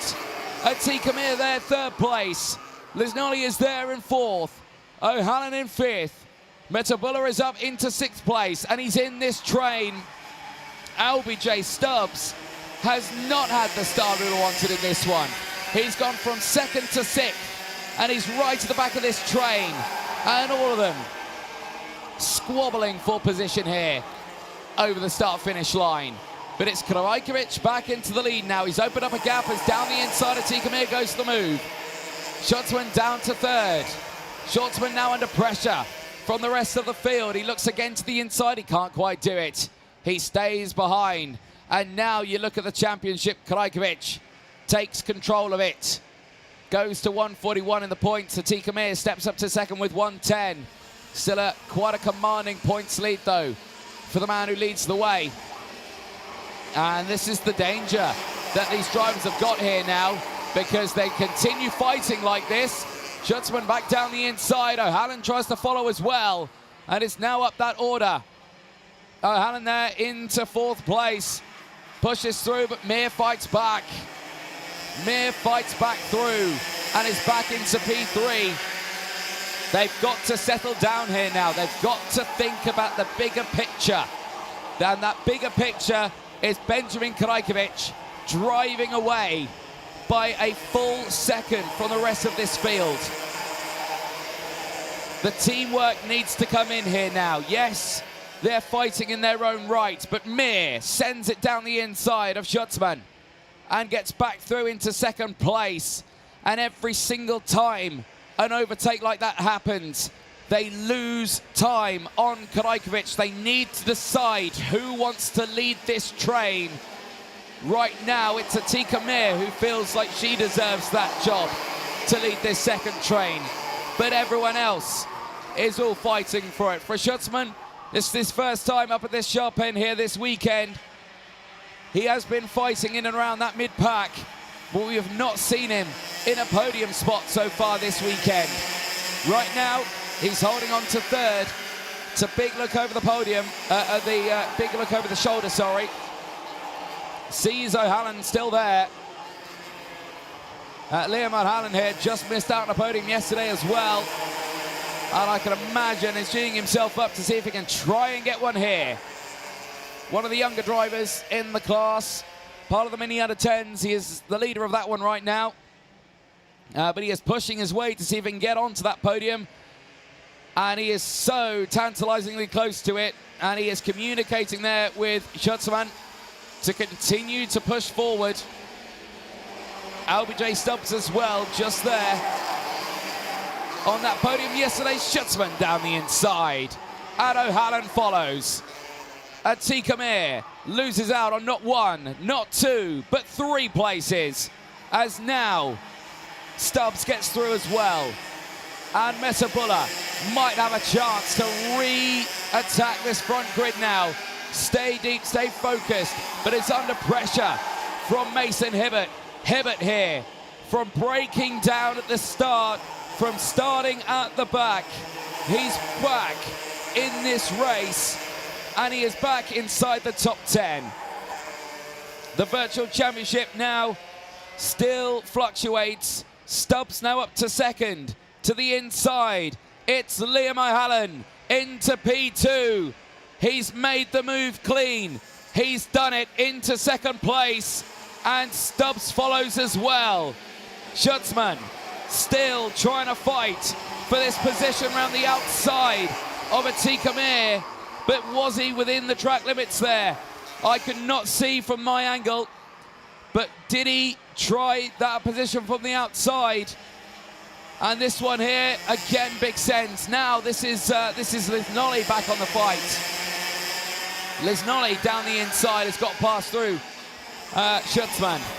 He's up to 4th place. But look at this, Benjamin Krajkovic has been gifted the win here, surely. He's clear by 3 full seconds from this fight behind. This is the fight for second place. Liam O'Halloran is right there and is digging deep in this race. But can he hold off LBJ Stubbs? Stubbs is right there, takes a big look over the shoulder, can see the train is still closing in, but now you've got Lisnolly. Lisnolly is right there. Can he get that nose down the inside? Stubbs looks for it for second place, but he can't find his way through. We're only at the halfway point of this race. There is still a long way to go. And still, Liam O'Halloran holds on to P2, but the question is how much longer. Schutzman covers off an attack from Atiq Amir, but Amir is wide to it as she sends it down the inside into turn 1. Back to the front runners. And here, O'Halloran now remains under pressure, but the drivers behind continue to push himself forward. No changes between these runners. You can see how Krajkovic has broken away. Is there a moment in the background here? Was this the moment all 4 off? Did he gain this position while being off the track? Well, I did think he was a bit wide into some of the corners. And I can see a couple of drivers are under investigation. One of them is Samar Chopra. One of them is the 816 of Al Khalifa as well, but that was earlier on in the race. And at this moment, I'm sure the officials are looking at this race quite wide open because so much is happening. And there has been a change. Lisnolly is now up into 3rd place. Stubbs down to 4th. LBJ Stubbs now will have Mason Hibbert for company. As once again, Al Khalifa under investigation for a start procedure infringement as well now. That's 2 investigations out for him. And hopefully he can come away still with a good result. Hibbert to the inside, gets through on Stubbs. He's passed as, oh dear, Freienstein is also under investigation for a start procedure infringement as well. He is, of course, out of this race, so he won't care too much about that. But still, the officials have to look at every and all incidents out on circuit. But this is starting to get a bit tense now. To the inside, Lisnolly goes for the move. Francesco Lisnolly up into 2nd place now. O'Halloran goes defensive against Mason Hibbert. My goodness me, could Mason Hibbert get a podium here? Well, he might just do it. He's up into 3rd place. Mason Hibbert from the back of the grid has pushed his way forward. We thought his final chances were over on Sunday, but he has kept the dream alive here, and he is back in a podium running position of third place. Atika Mir down the inside has got the move done. Oh no, Hallen. Oh no, Hallen now has tumbled down to sixth place, but the fight's not over yet. 3 laps to go. And still, we have yet to see these drivers fight here. Lisgnoli holding off Hibbert, holding off Stubbs, but something tells me these drivers are wanting just 1 or 2 more places to gain here. To turn 1 on lap 11. Karajkovic is still clear. He's gained it now to 4 seconds. It's all about the last remaining spots on the podium. P2 and P3. And it's all about this fight. Lisgnoli, Hibbert, Stubbs. Hibbert to the inside. He's through into P2 now. It's a beautiful overtake. Atika Mir back on the attack. Through past Stubbs. Stubbs now 4th in this group. 5th on track. But what will happen in the dying stages? Lisgnoli is under pressure, but he's through, he's passed, and it's all kicked off. Hibbert's got through into second place, of course. We saw that overtake, beautifully done at turn number 7. But can now Atika Mir find herself on the podium? Or will Lisgnoli fight back? The virtual championship changes once more. Hibbert back to P2 in the standings with 116. But no one can keep up with Benjamin Karajkovic's 141. This is really heating up here. Atika Mir to the inside. She's going to go for it on Lisgnoli. Does she get up into third place? The answer is no. She tried 1 step forward, but it's 2 steps back. As now LBJ Stubbs is back into P4. LBJ Stubbs now might have a real chance of getting on this podium. That last spot is right in front of him here. He was on the podium yesterday. Could he do the same today? With only a few laps left to go. The last lap will be out now to the field. Ring the dinner bell. It's mini 60. Bring it home for Benjamin Karajkovic. He's clear by 4.8 seconds, but Hibbert, Lisgnoli, Stubbs, Mir, O'Hallen are all still fighting for those last few spots. Up the hill they go, into the chicane. Will Lisgnoli look to the inside here? The answer's no. Will he try again? But Hibbert goes defensive. He's going to back the pack up into each other. It's not over until they cross the line. Hibbert here is under all the pressure in the world. Into turn number 9, he checks over the shoulder, sees the whole train is still there. You're not out of the woods just yet. Here comes Stubb to the outside. He's going to go for an outrageous lunge around the outside, but it's not going to work out for him. He's going to fall to the back of the pack again. Still Hibbert holds on, but Hibbert's under investigation for cutting the track. The driver in second, under investigation, but the winner across the line is Benjamin Karajkovic, staggeringly clear by 6.2 seconds from Mason Hibbert. Lisgnoli is also under investigation. My goodness me. Hibbert and Lisgnoli, second and third on track. Both of them under investigation. This result is provisional with a capital P right now.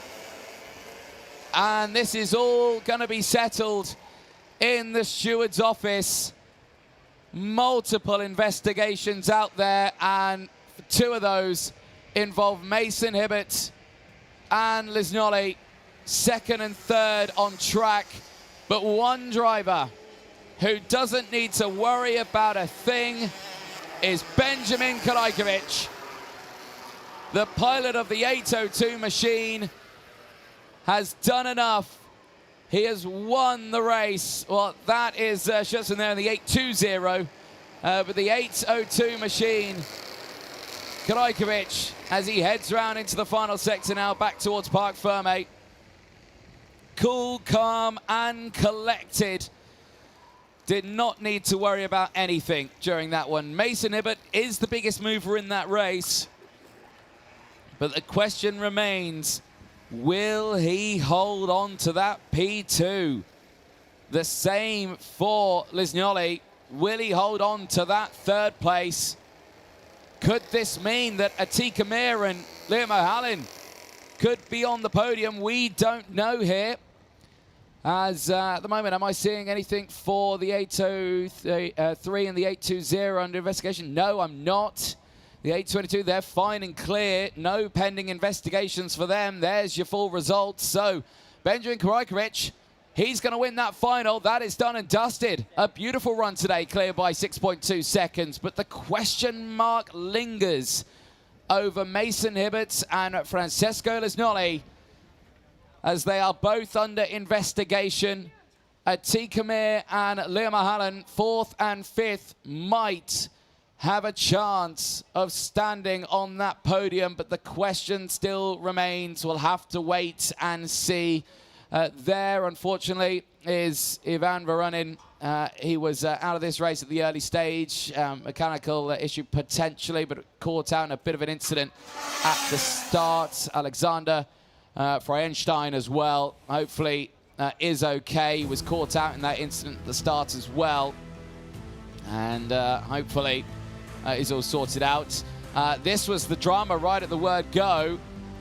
Mason Hibbert grinding to a halt, and his car not firing into life. We thought his chance of being on the podium was done and dusted in this race today. Gets pulled off the circuit. The Paralympic team came out. They got it fired into life with a battery swap. But all the way to the end of this race, he had to start from the back. Got up into 2nd place, but then under investigation for cutting the track. And that is a big disaster if that is the case. There was the moment there for the unfortunate Alexander Freienstein, who thankfully up and out of the car, was with the medical crews there. They did see he was in some discomfort. There was a medical station set up over there, and thankfully, I believe he was all okay. This was that start of the race again, just how close it was running that front pack. This was the moment in the back, just that spin there, front impact, and yeah, that's a bit of a hit into the side there, very unfortunately for Freienstein, and hopefully was okay. There was Voronin out of the race as well. There, though, congratulations going out to Benjamin Krajkovic. A superb drive there. And that is the result he will have wanted. A brilliant end to a frantic day of racing here on Sunday. Those highlights continuing just on the left-hand side of your screen here. And still, Atika Mir getting involved in these fights. Might still have a chance of getting on the podium here. The same as Liam O'Halloran. That question mark still looms over Hibbert and Lisgnoli. The question remains, though, where was the infringement spotted? If there was one, of course, it's only investigations that are out at the moment for all the drivers. No calls have been made just yet. We'll have to wait for the full result at the end of this one. These highlights, there are only lap 4 of this one. It's quite a feisty little race here for the Minis. The same as yesterday. This was those moments here. Was that around the outside there for Lisgnoli? That was quite wide there. This was Schutzman fighting up. Had a very impressive drive here for Paul Schutzman. He found himself up fighting in 2nd place. This was the charge back through the field. Mason Hibbert looking down the inside. He got himself back up into 2nd place, but again, that investigation flag out for him. At this point, this was the fight for 2nd place right now. This is where we saw the fantastic drive from Liam O'Halloran, getting up into 2nd place and holding on to it for quite some time of that race. Just later on, drivers pushing their way through. And O'Halloran at the end of that race dropping down the order just that little bit, but still a very close and competitive race for the Mini 60s. Atika Mir again trying to fight her way back to the top. Does finish at this moment off the podium. Like I say, might have that fighting chance. For the rest of the race, it was quite the scrap. Lisnoli down the inside. This is where he got up into second place. Hibbert had closed in at this point now. He had looked down the inside at turn number 2. Managed to squeeze his way through. Albie J. Stubbs was always there at that moment, but he dropped down to 6th place in the order. And that is where he would cross the line. A very tough fight for him there. There was that charge down the inside. Hibbert pushing his way through, and he got himself into that 2nd place spot, but only to put himself under investigation. There you saw Atika Mir again back on the charge. This is where it really started to heat up on this last lap. Albie J. Stubbs getting involved. The look down the inside. While we were talking about that, this young man here was clear by a staggering 6.2 seconds across the line. It was an incredible fight. And for the Mini 60, the fight is not done yet until we see them on that podium. One more race to go, and it is OKN Senior that is coming up next onto the circuit. The field will be heading out very, very soon onto the track to start their final, and we wait to see what happens to the class when they get squared away. It's OKN Senior. It's coming up next.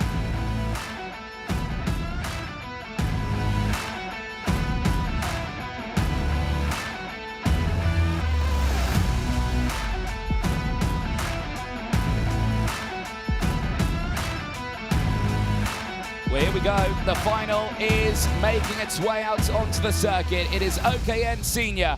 And for this one, it is all down to the 8 top runners in this one who have primed themselves ready for what is going to be, once again, their longest race of the weekend. 17 laps ahead of the field as they square themselves away. Marcus Shilkunas back on the front row. But here's the class itself, the eldest of the grid this weekend, the OKN Senior, drivers aged 14 to 18 years old. They used the Kart Republic KR2 chassis, the same chassis as the juniors, the same engine as the juniors as well, the IME Reedster 125cc, but this time outputting 35 brake horsepower. They still rev up to 15,000 RPM. Minimum weight is more, though, than the juniors at 150 kilos. And, of course, this is the unrestricted OKN engine. Change a few things, and away you go. You've got a junior to a senior. The tyres, though, the Vega XM4s for the senior category. The full one set being used for them. No need for the wet tyres this weekend here in Abu Dhabi. The sun has been shining all weekend long. And as we get on into the evening here, local time 4 o'clock, we are punching now. 2 minutes to 4, you can see there. We will see the start of this race on the hour. And it is still 31 degrees out there. And for all these drivers here, just this last race to go of this round. Here's the grid, though, for it. Marcus Shilkunas and Vanessa Shilkanaita, the brother-sister duo from Lithuania, starting on the front row of the grid. Gianna Pascal and Ella Hakkinen will lock out row number 2. What can they do from there? Alessandro Bigi and Guido Badoli round out row number 3.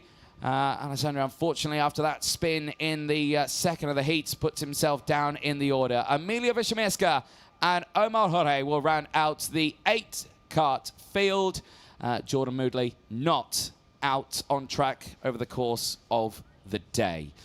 Well, for the seniors now, it's a case, what can they do about catching that man there? Marcus Shilkunas, he didn't put it on pole position this morning, but he did start on the front row of the grid. The 1-minute board is out at the front of the field. Drivers haven't got long to get themselves squared away. It was quite a bit of a wait after that mini race to get this one on circuit. But there, last words of encouragement there. Vanessa Shilkanaita starting on that front row of the grid. And like you say, this is going to be a pretty close race on this one.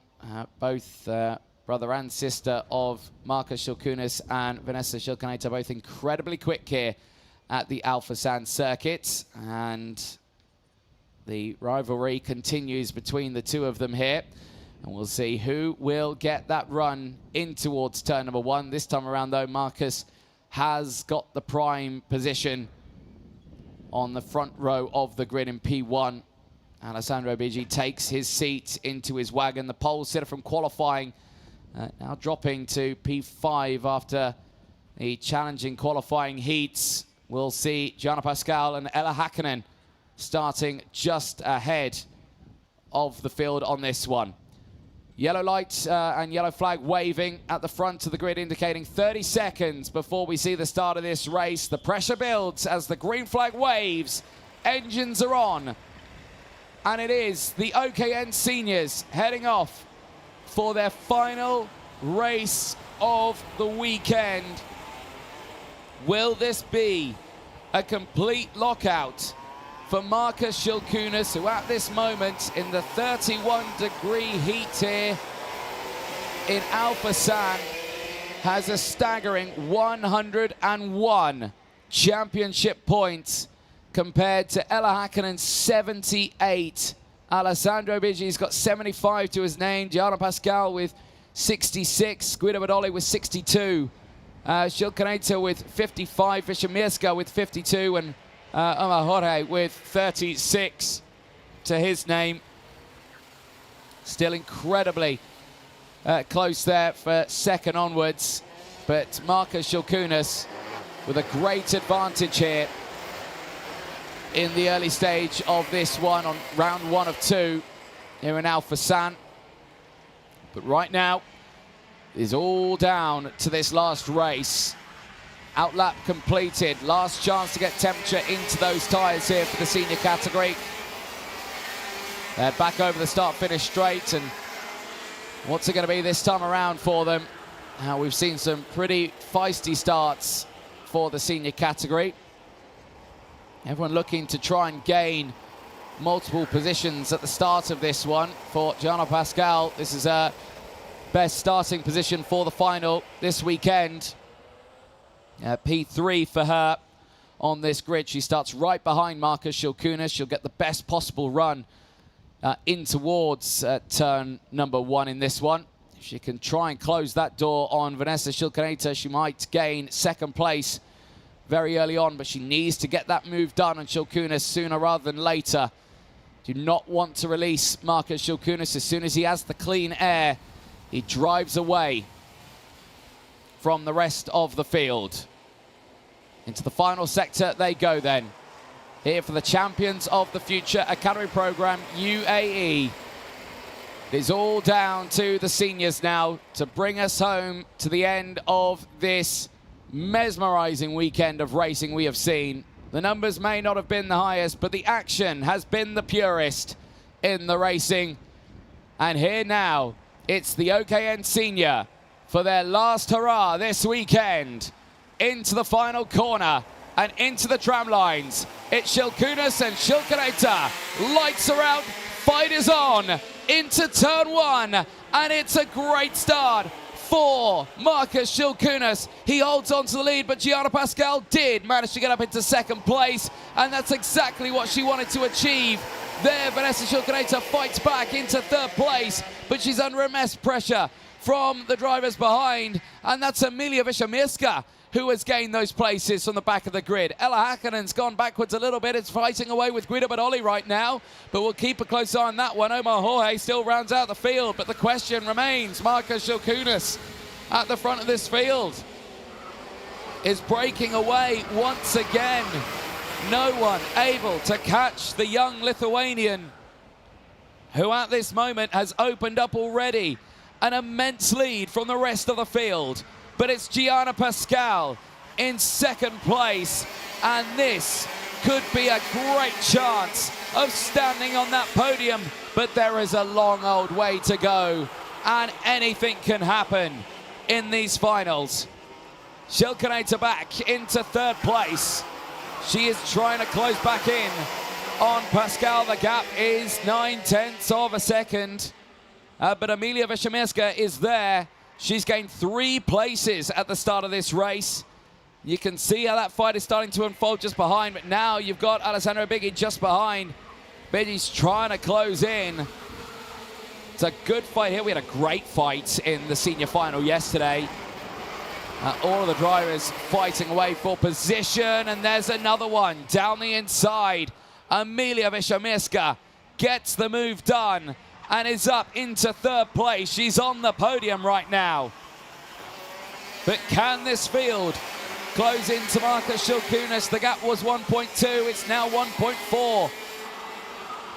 There's nothing this field can do right now. Schilkunis has checked out, but the fight is on for 2nd and 3rd. As their confirmation, Schilkunis, 56.290, continuing to break away. But Wiśniewska now, there in 3rd. Now down the inside is Biggi. Biggi's gone through. Alessandro Biggi has got that move done past Schilkunis and is pushing through nicely. But Pascal and Wiśniewska now broken away, and that's closing in as well. The fight for 2nd and 3rd is certainly not over just yet. Alessandro Biggi there in P4 also could get involved in that fight, unless, of course, the train behind can do something. Schilkunis, Häkkinen, and Bidoli are right there in that train. Omar Jorge closing in 8th place, still in this fight. But again, Schilkunis, fastest lap of the race. No one can close in on that man. 2.2 seconds is the gap, but look how it's closing in here. Just behind, as Bidoli is closing in on Häkkinen. Häkkinen's in trouble here. She's lost touch of the group in front now. But I can imagine as soon as they start fighting, to which I suspect they will very soon, we might see some action. Through 16, through 17, back on the start-finish straight. Schilkunis, Pascal, Wiśniewska, Biggi, Schilkunis, Häkkinen, Bidoli and Jorge, still the top 8. But still, no change here. The tension building. The elastic band stretching. And still it stretches even more. Wiśniewska has not found a way through, but Biggi has. Alessandro Biggi down the inside at turn number 8 says immediately to Emilia Wiśniewska, let's go. Let's close in to Gianna Pascal, and let's try and get 2nd and 3rd in this race. But will Vanessa Schilkunis have something to say about that? She is right there just behind. Can she get the move on Emilia Wiśniewska? Out of the final turn once again. On to lap number 6 of this race. And still the pressure is on. Gianna Pascal was fighting up at this top end yesterday. She missed out on that podium by just a fraction. It was a very tough day yesterday in that senior final. A very close fight as Biggi's gone down the inside. He's got it done, but Gianna Pascal fights back, squeezes him out of 3rd place, out of 2nd place, I should say. And she holds on to it. She's still in 2nd. Emilia Wiśniewska, though, has tumbled down past Ella Häkkinen. Guido Bidoli not able to capitalize on that moment. But now it all starts to fall into place here for Gianna Pascal. She can breathe a sigh of relief for the next lap or so, with the gap opening up to around 0.3 of a second. Biggi now will have to defend from Schilkunis. She might try this one. This is that moment again.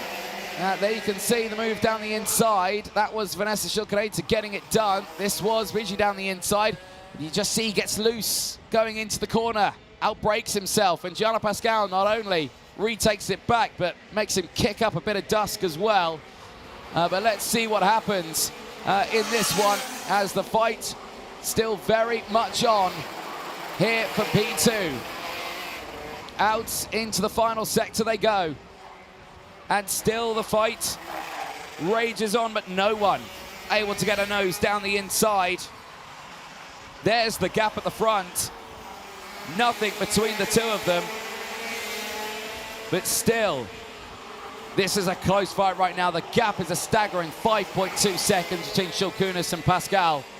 But Pascal's going to have to dig deep for the remainder of this race. There is still 9 laps to go, and the gap is only tenths of a second.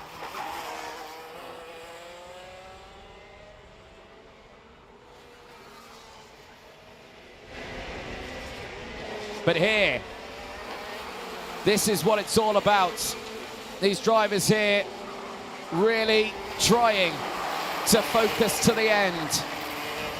The gap's closed in once more. Gianna Pascal fighting for this chance to be on the podium is now going to have to think harder, because Biggie's down the inside. He's done it. Into second place. Alessandro Biggie is back into P2. Pascal still is on a podium here right now, but Vanessa Shilkunator is going to say, I want that spot. So will Ella Häkkinen. Häkkinen on the podium yesterday, of course, she finished P2. That is still very much on the cards here. Second place is only tenths of a second up the road. But at this moment, Alessandro Biggie now seems to have found that pace and is broken away. Häkkinen to the inside, clears through past Shilkunator, and now can try and hunt down Gianna Pascal, who is sticking with Alessandro Biggie beautifully here. Biggie's not out of the woods yet, and he knows it. He tucks in. He's geeing himself along. He's on a 3-place gain right now, but can he hold on to it for the remainder of this race? 7 laps to go. Shilkunas' lead has extended to 6.1 seconds. He's out of the picture. Biggie, though, second. Pascal, third. Häkkinen, fourth. Shilkunator, P5. Bedoli in sixth. Wiśniewska and Jorge still rolling out inside that top 8. But this is the entire mid-pack here, all fighting inside that podium area. Right now, though, Biggie doing everything he can into that third sector. And again, the left and the right throwing up the curveballs for the drivers. They clip those curves, they push as hard as they can. Ella Häkkinen here, though, is digging deep. I'm looking at those sector times. Häkkinen just looks that slightly faster than Gianna Pascal in those sectors. And yes, it is personal bests from Ella Häkkinen on that last lap. She is closing the gap. Gianna Pascal is not out of the woods yet. She's going to really need to fight for this podium. She just missed out on the podium yesterday. And surely that will give her the fire in her belly that she needs to keep that podium dream alive today here in Alphasan. But right now, Ella Häkkinen is making that incredibly difficult. Through the left, through the right. 16 and 17. Another lap completed here. On to lap number 12 of 17. Oh, but keep an eye. Vanessa Shilkunator has closed in as well. She's right on the rear bumper of Häkkinen. As soon as you see one driver gain, you see another as well. Guido Bedoli and Emilia Wiśniewska as well are still there just behind. They've been swapping paintwork for the last 2 laps. They're also trying to get involved in this fight. But at this moment, it all stays calm here in Alphasan. Alessandro Biggie holds on to second place, but the gap is minimal. The gap is minimal. Gianna Pascal is keeping him on his tippy toes here as they go through. There's your race leader, Marcus Shilkunas. He is clear, absolutely clear from the rest of the field. He is 6.7 seconds clear at the front here. I think it's fair he gets a bit of TV time, to be honest. We were watching that mid-pack battle for quite some time. Fastest lap of the race as well, 54.7. With no drama whatsoever. It's just another day in the office for this young man. For the rest of the field, though, it is all trying to close in, but it's just not going to happen here. The pace is extraordinary from Marcus Shilkunas, and you can see all the rest of the cuts. They're in the background there, but they're not even in the shot. There they go. And now it's starting to heat up between them, because now Häkkinen's got through. Häkkinen into third place. Gianna Pascal is having to defend from Vanessa Shilkunaita once again. Has Pascal missed out again on a podium spot here? She's going to dig deep. Can she close the gap back up? That is the question. And how did that happen? Oh, beautifully done. Beautifully done for Ella Häkkinen. Down in towards turn 12. It's been a popular overtaking opportunity, that has been. You just line up the speed. You're flat out through 9. You've got a bit of break into 10. You carry the speed through the highly positive cambered corner. You throw it in and you hope for the best, and it's worked out there beautifully. But right now, Bigi might not be under pressure here from the likes of Gianna Pascal anymore. Certainly under pressure from the likes of Ella Häkkinen. She finished second yesterday.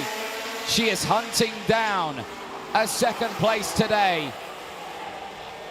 And will that be the case in this final?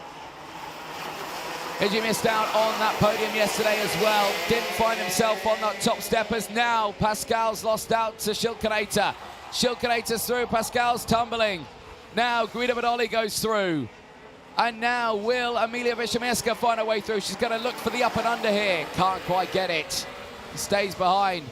Oh, Bigi did find himself on the podium. Sorry, third yesterday for Alessandro Bigi. And now looking to see if we can try and take a second place away. Will we see a carbon copy of the podium that we did yesterday? Here, though, Pascal's fighting back down the inside of Guida Badoli. Through she goes, and now so does Emilia Wiśniewska. Gets the up and under out of the final corner, and through goes Emilia Wiśniewska.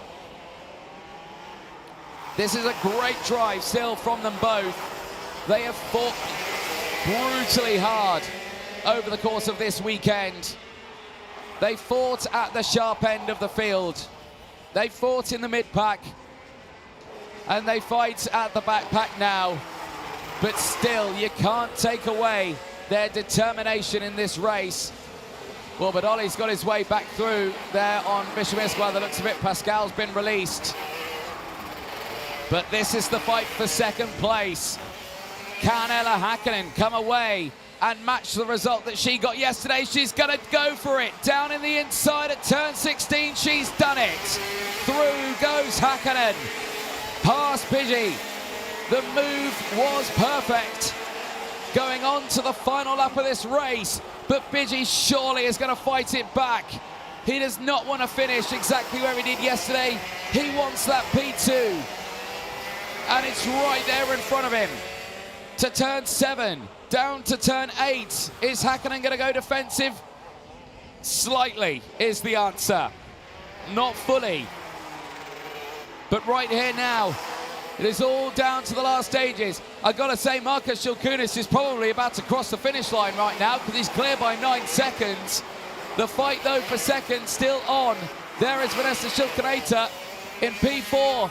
There is Shilkunas once again dominant here in Alphasan. But where's Häkkinen? Where's Bigi? There they are. Häkkinen comes through. She'll take second place again. Alessandro Bigi will have to settle for third once more, but the podium is a carbon copy from yesterday. Marcus Shilkunas, Ella Häkkinen and Alessandro Bigi, 1, 2, 3 here in a superb drive all the way to the very end. For Shilkinator, for Pascal, for Bidoli, for Vishamirska, and for Omar Jorge. They round out the rest of the top 8. But your race winner, Marcus Shilkunas, what a drive that was. 9 seconds clear from second place of Ella Häkkinen. A great drive there for every single one of them. Really great drive for Gianna Pascal there. She fought bravely to try and hold on to that second place. It wasn't meant to be, but certainly a showcase of the commitment from the drivers here in Al Forsan. The weekend comes to a conclusion on circuit. There is your final classification. Marcus Shilkunas, Ella Häkkinen and Alessandro Bigi once again will celebrate on that podium. Vanessa Shilkinator, Gianna Pascal, Guido Bidoli, Emilia Vishamirska and Omar Jorge will round out the 8-kart field here in Al Forsan. The track falls silent one more time. For Marcus Shilkunas, that is a great day in the office. No drama there whatsoever for that young man. Well on his way to a bright future. He's been dabbling in all forms of motorsport lately. And will we see this man in a car paddock in a very near future? It is highly likely. That man there really showcasing some great speed here. And a great characteristic on circuit and in the paddock as well. The rest of the field here though, Häkkinen once again can't celebrate with a P2 victory. It's not the win she wanted, but after the dramas today, she can still celebrate there with a great result. A pad of the engine for Marcus Shilkunas. It's a job well done. Here's those highlights. Well, for Marcus, there's no real highlight for him on this one. He had the front and he drove away from that point onwards.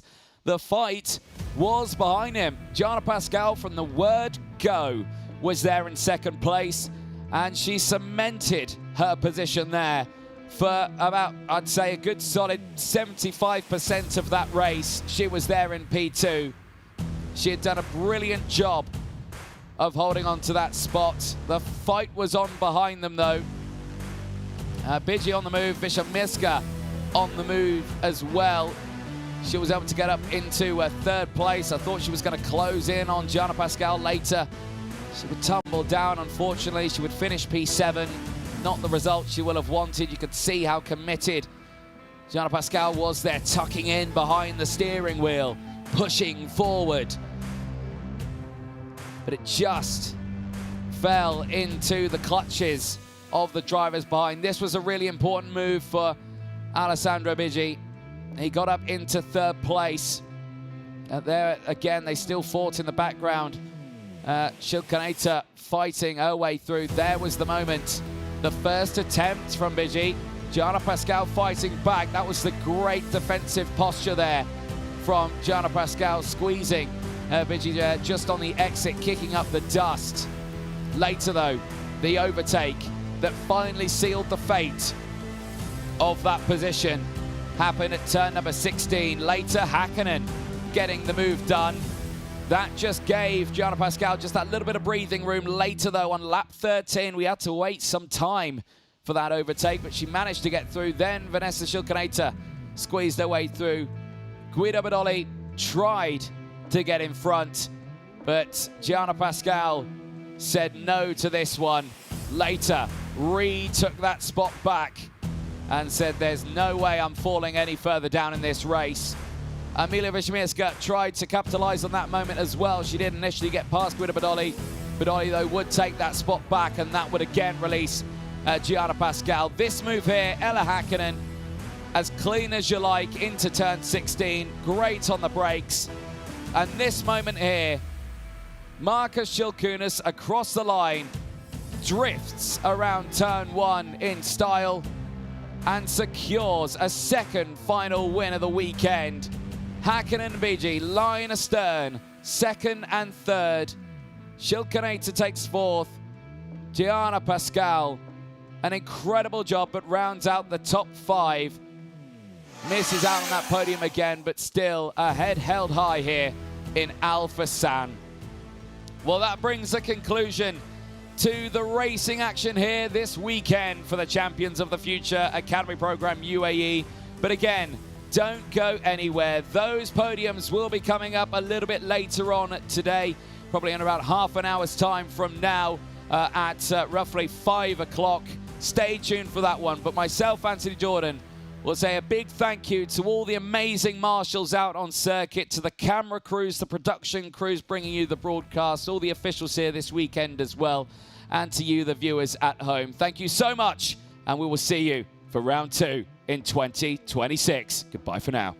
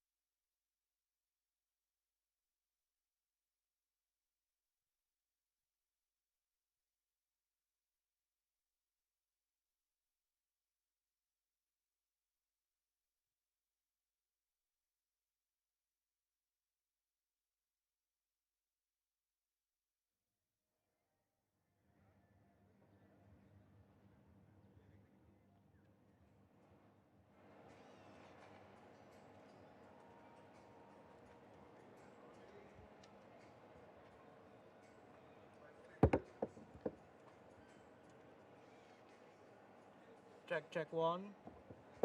Test one. Check one. Check. Sige. Check.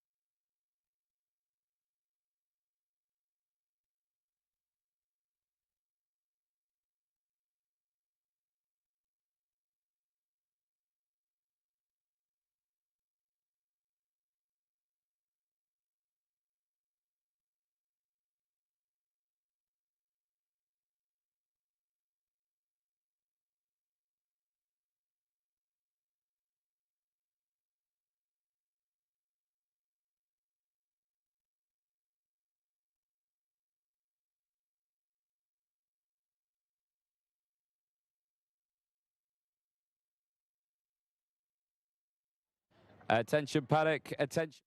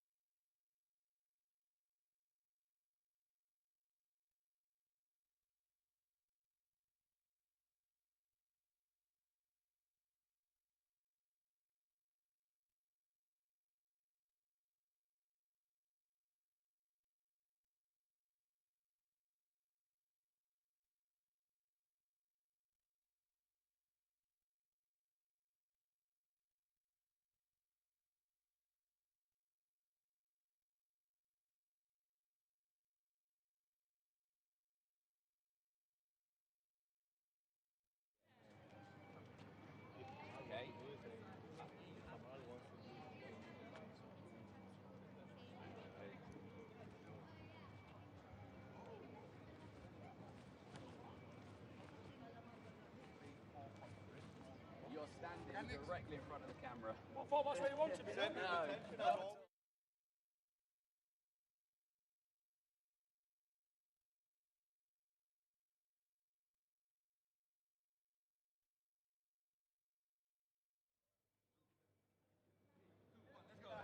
Well, thank you very much, ladies and gentlemen, for your patience. We are now ready for the podium presentations. And once again, we'll be starting in final order, going from junior, mini, and then to senior. So starting firstly with the OKN junior category. Please welcome onto the podium, finishing in third position, representing the United Arab Emirates, it's Veer Chopra.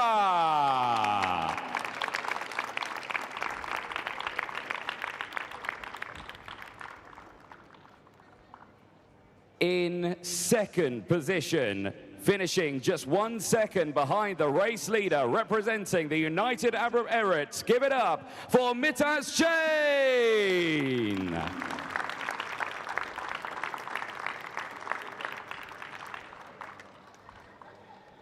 And finally, your race winner in OKN Junior here at Al Forsan. Give it up, representing the Philippines, it's Axel Nocom.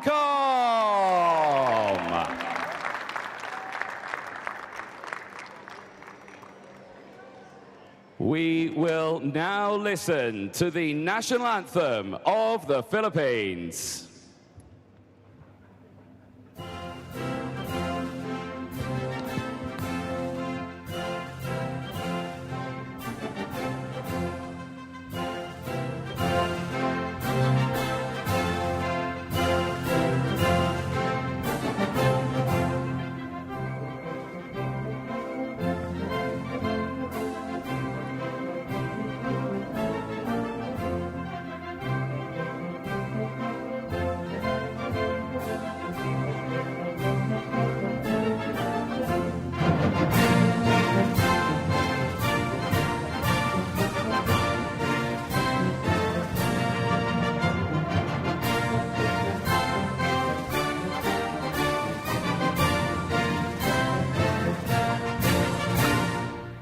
Ladies and gentlemen, big round of applause for your finalists in OKN Junior. We'd now like to welcome Race Director for the Champions of the Future Academy Program UAE, Martin Bean, to present the winners' medals. Firstly, heading to third place, Veer Chopra.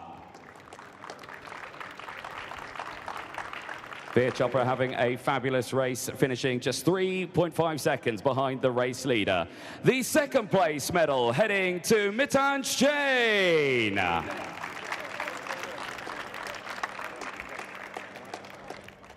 And finally, your winner's medal heading to the number 12, Axel Nocom.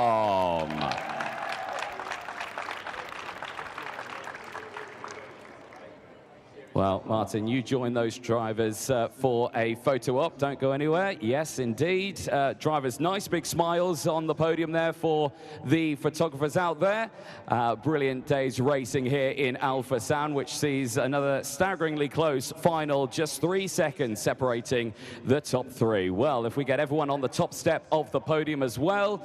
Yep, Veer, you jump up. Mitansh, you jump up as well. Perfect stuff, and nice big smiles for all of those photographers once more. Well, ladies and gentlemen, for these drivers here, it's a fabulous end to their racing here at Al Forsan for round one of the UAE Series for the Academy Program. One big final round of applause for your OKN Juniors. Well, Axel, don't go anywhere too far. Come down, though, because I've got old knees. They're not that old. Right, Axel, great work from you, and all the way from qualifying today on Sunday, it's worked out perfectly. Tell us, how are you feeling after that final? It looked like a busy race still. What can I say? It's a redemption day, especially what happened yesterday. But now, since I win, I'm very happy today for the Philippines as well. Yeah, indeed. It's been a great day for you and Zoil. The sun's shining on you, and are you looking forward to what the next racing can bring you? I'm looking forward definitely to the next racing that brings me, and hopefully I can finish a strong result as well. Excellent. Well, congratulations. Ladies and gentlemen, once again, Axel Nocom.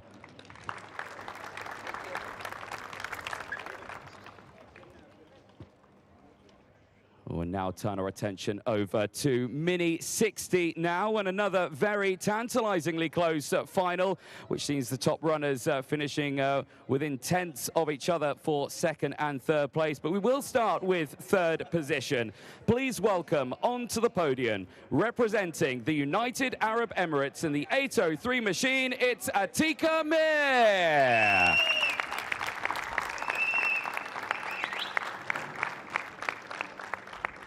In second position, representing Great Britain, give it up for the 807 of Mason Hibbert.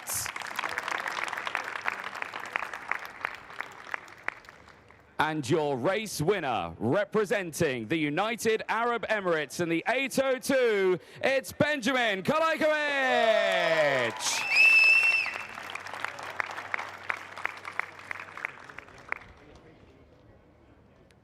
We will now listen to the national anthem of the United Arab Emirates.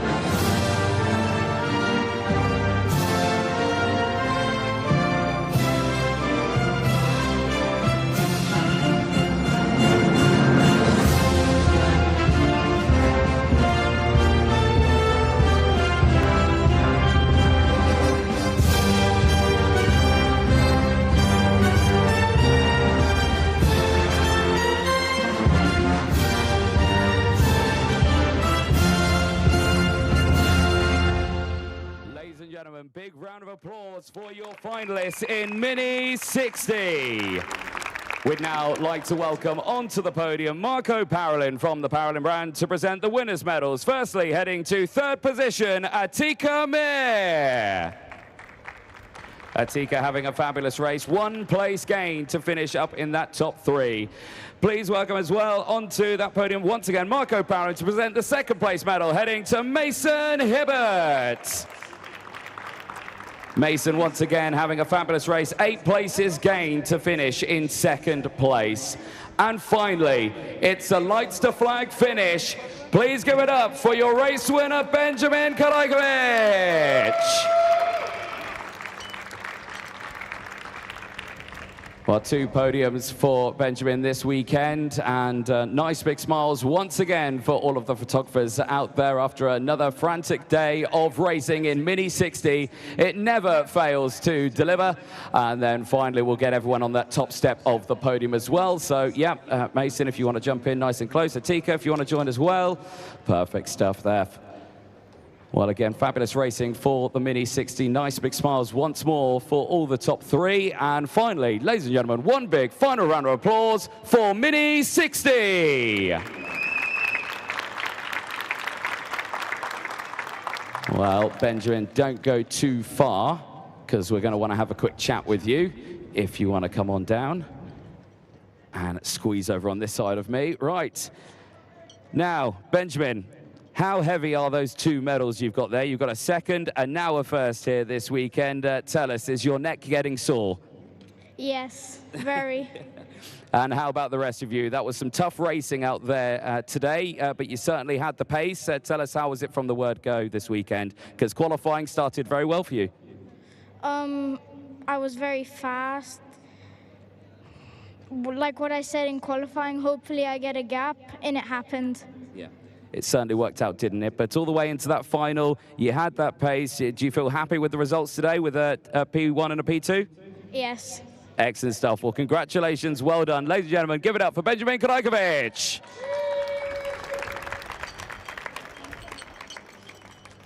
Well, there we go. We'll step over now to our last podium and over to the senior category now. And this one again saw some very close racing right to the very end of it, but one dominant figure appeared once again. But firstly, we'll start with third position. Please give it up, finishing 9.3 seconds behind the race leader, gaining 2 places for the United Arab Emirates. It's Alessandro Bigi.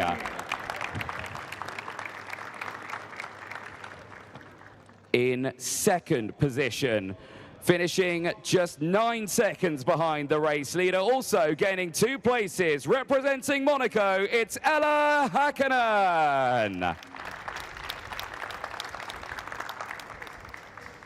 And finally, your race winner, with once again a dominant performance here in Forsan, representing Lithuania. Give it up for Markus Silkunas.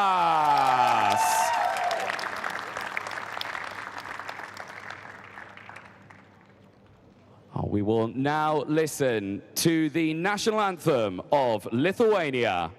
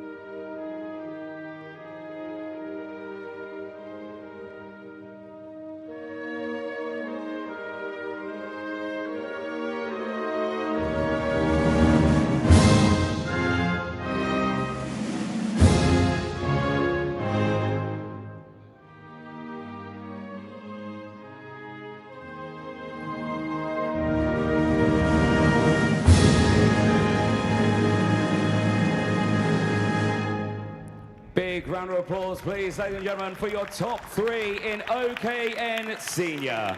We'd now like to welcome onto the podium the CEO of Al Forsan. Please welcome Atar Rashid bin Jawa Al Sawaidi to present the winners' trophy medals heading to Alessandro Bigi. A fabulous end, just 0.3 of a second behind Ella Hakkinen, a very close end. The second place trophy heading to Monaco's Ella Hakkinen. Again, for Ella, a very controlled race in that one, pushing through the field to come away with the second P2 of the weekend. And finally, your race winner for Lithuania, Markus Šilkūnas.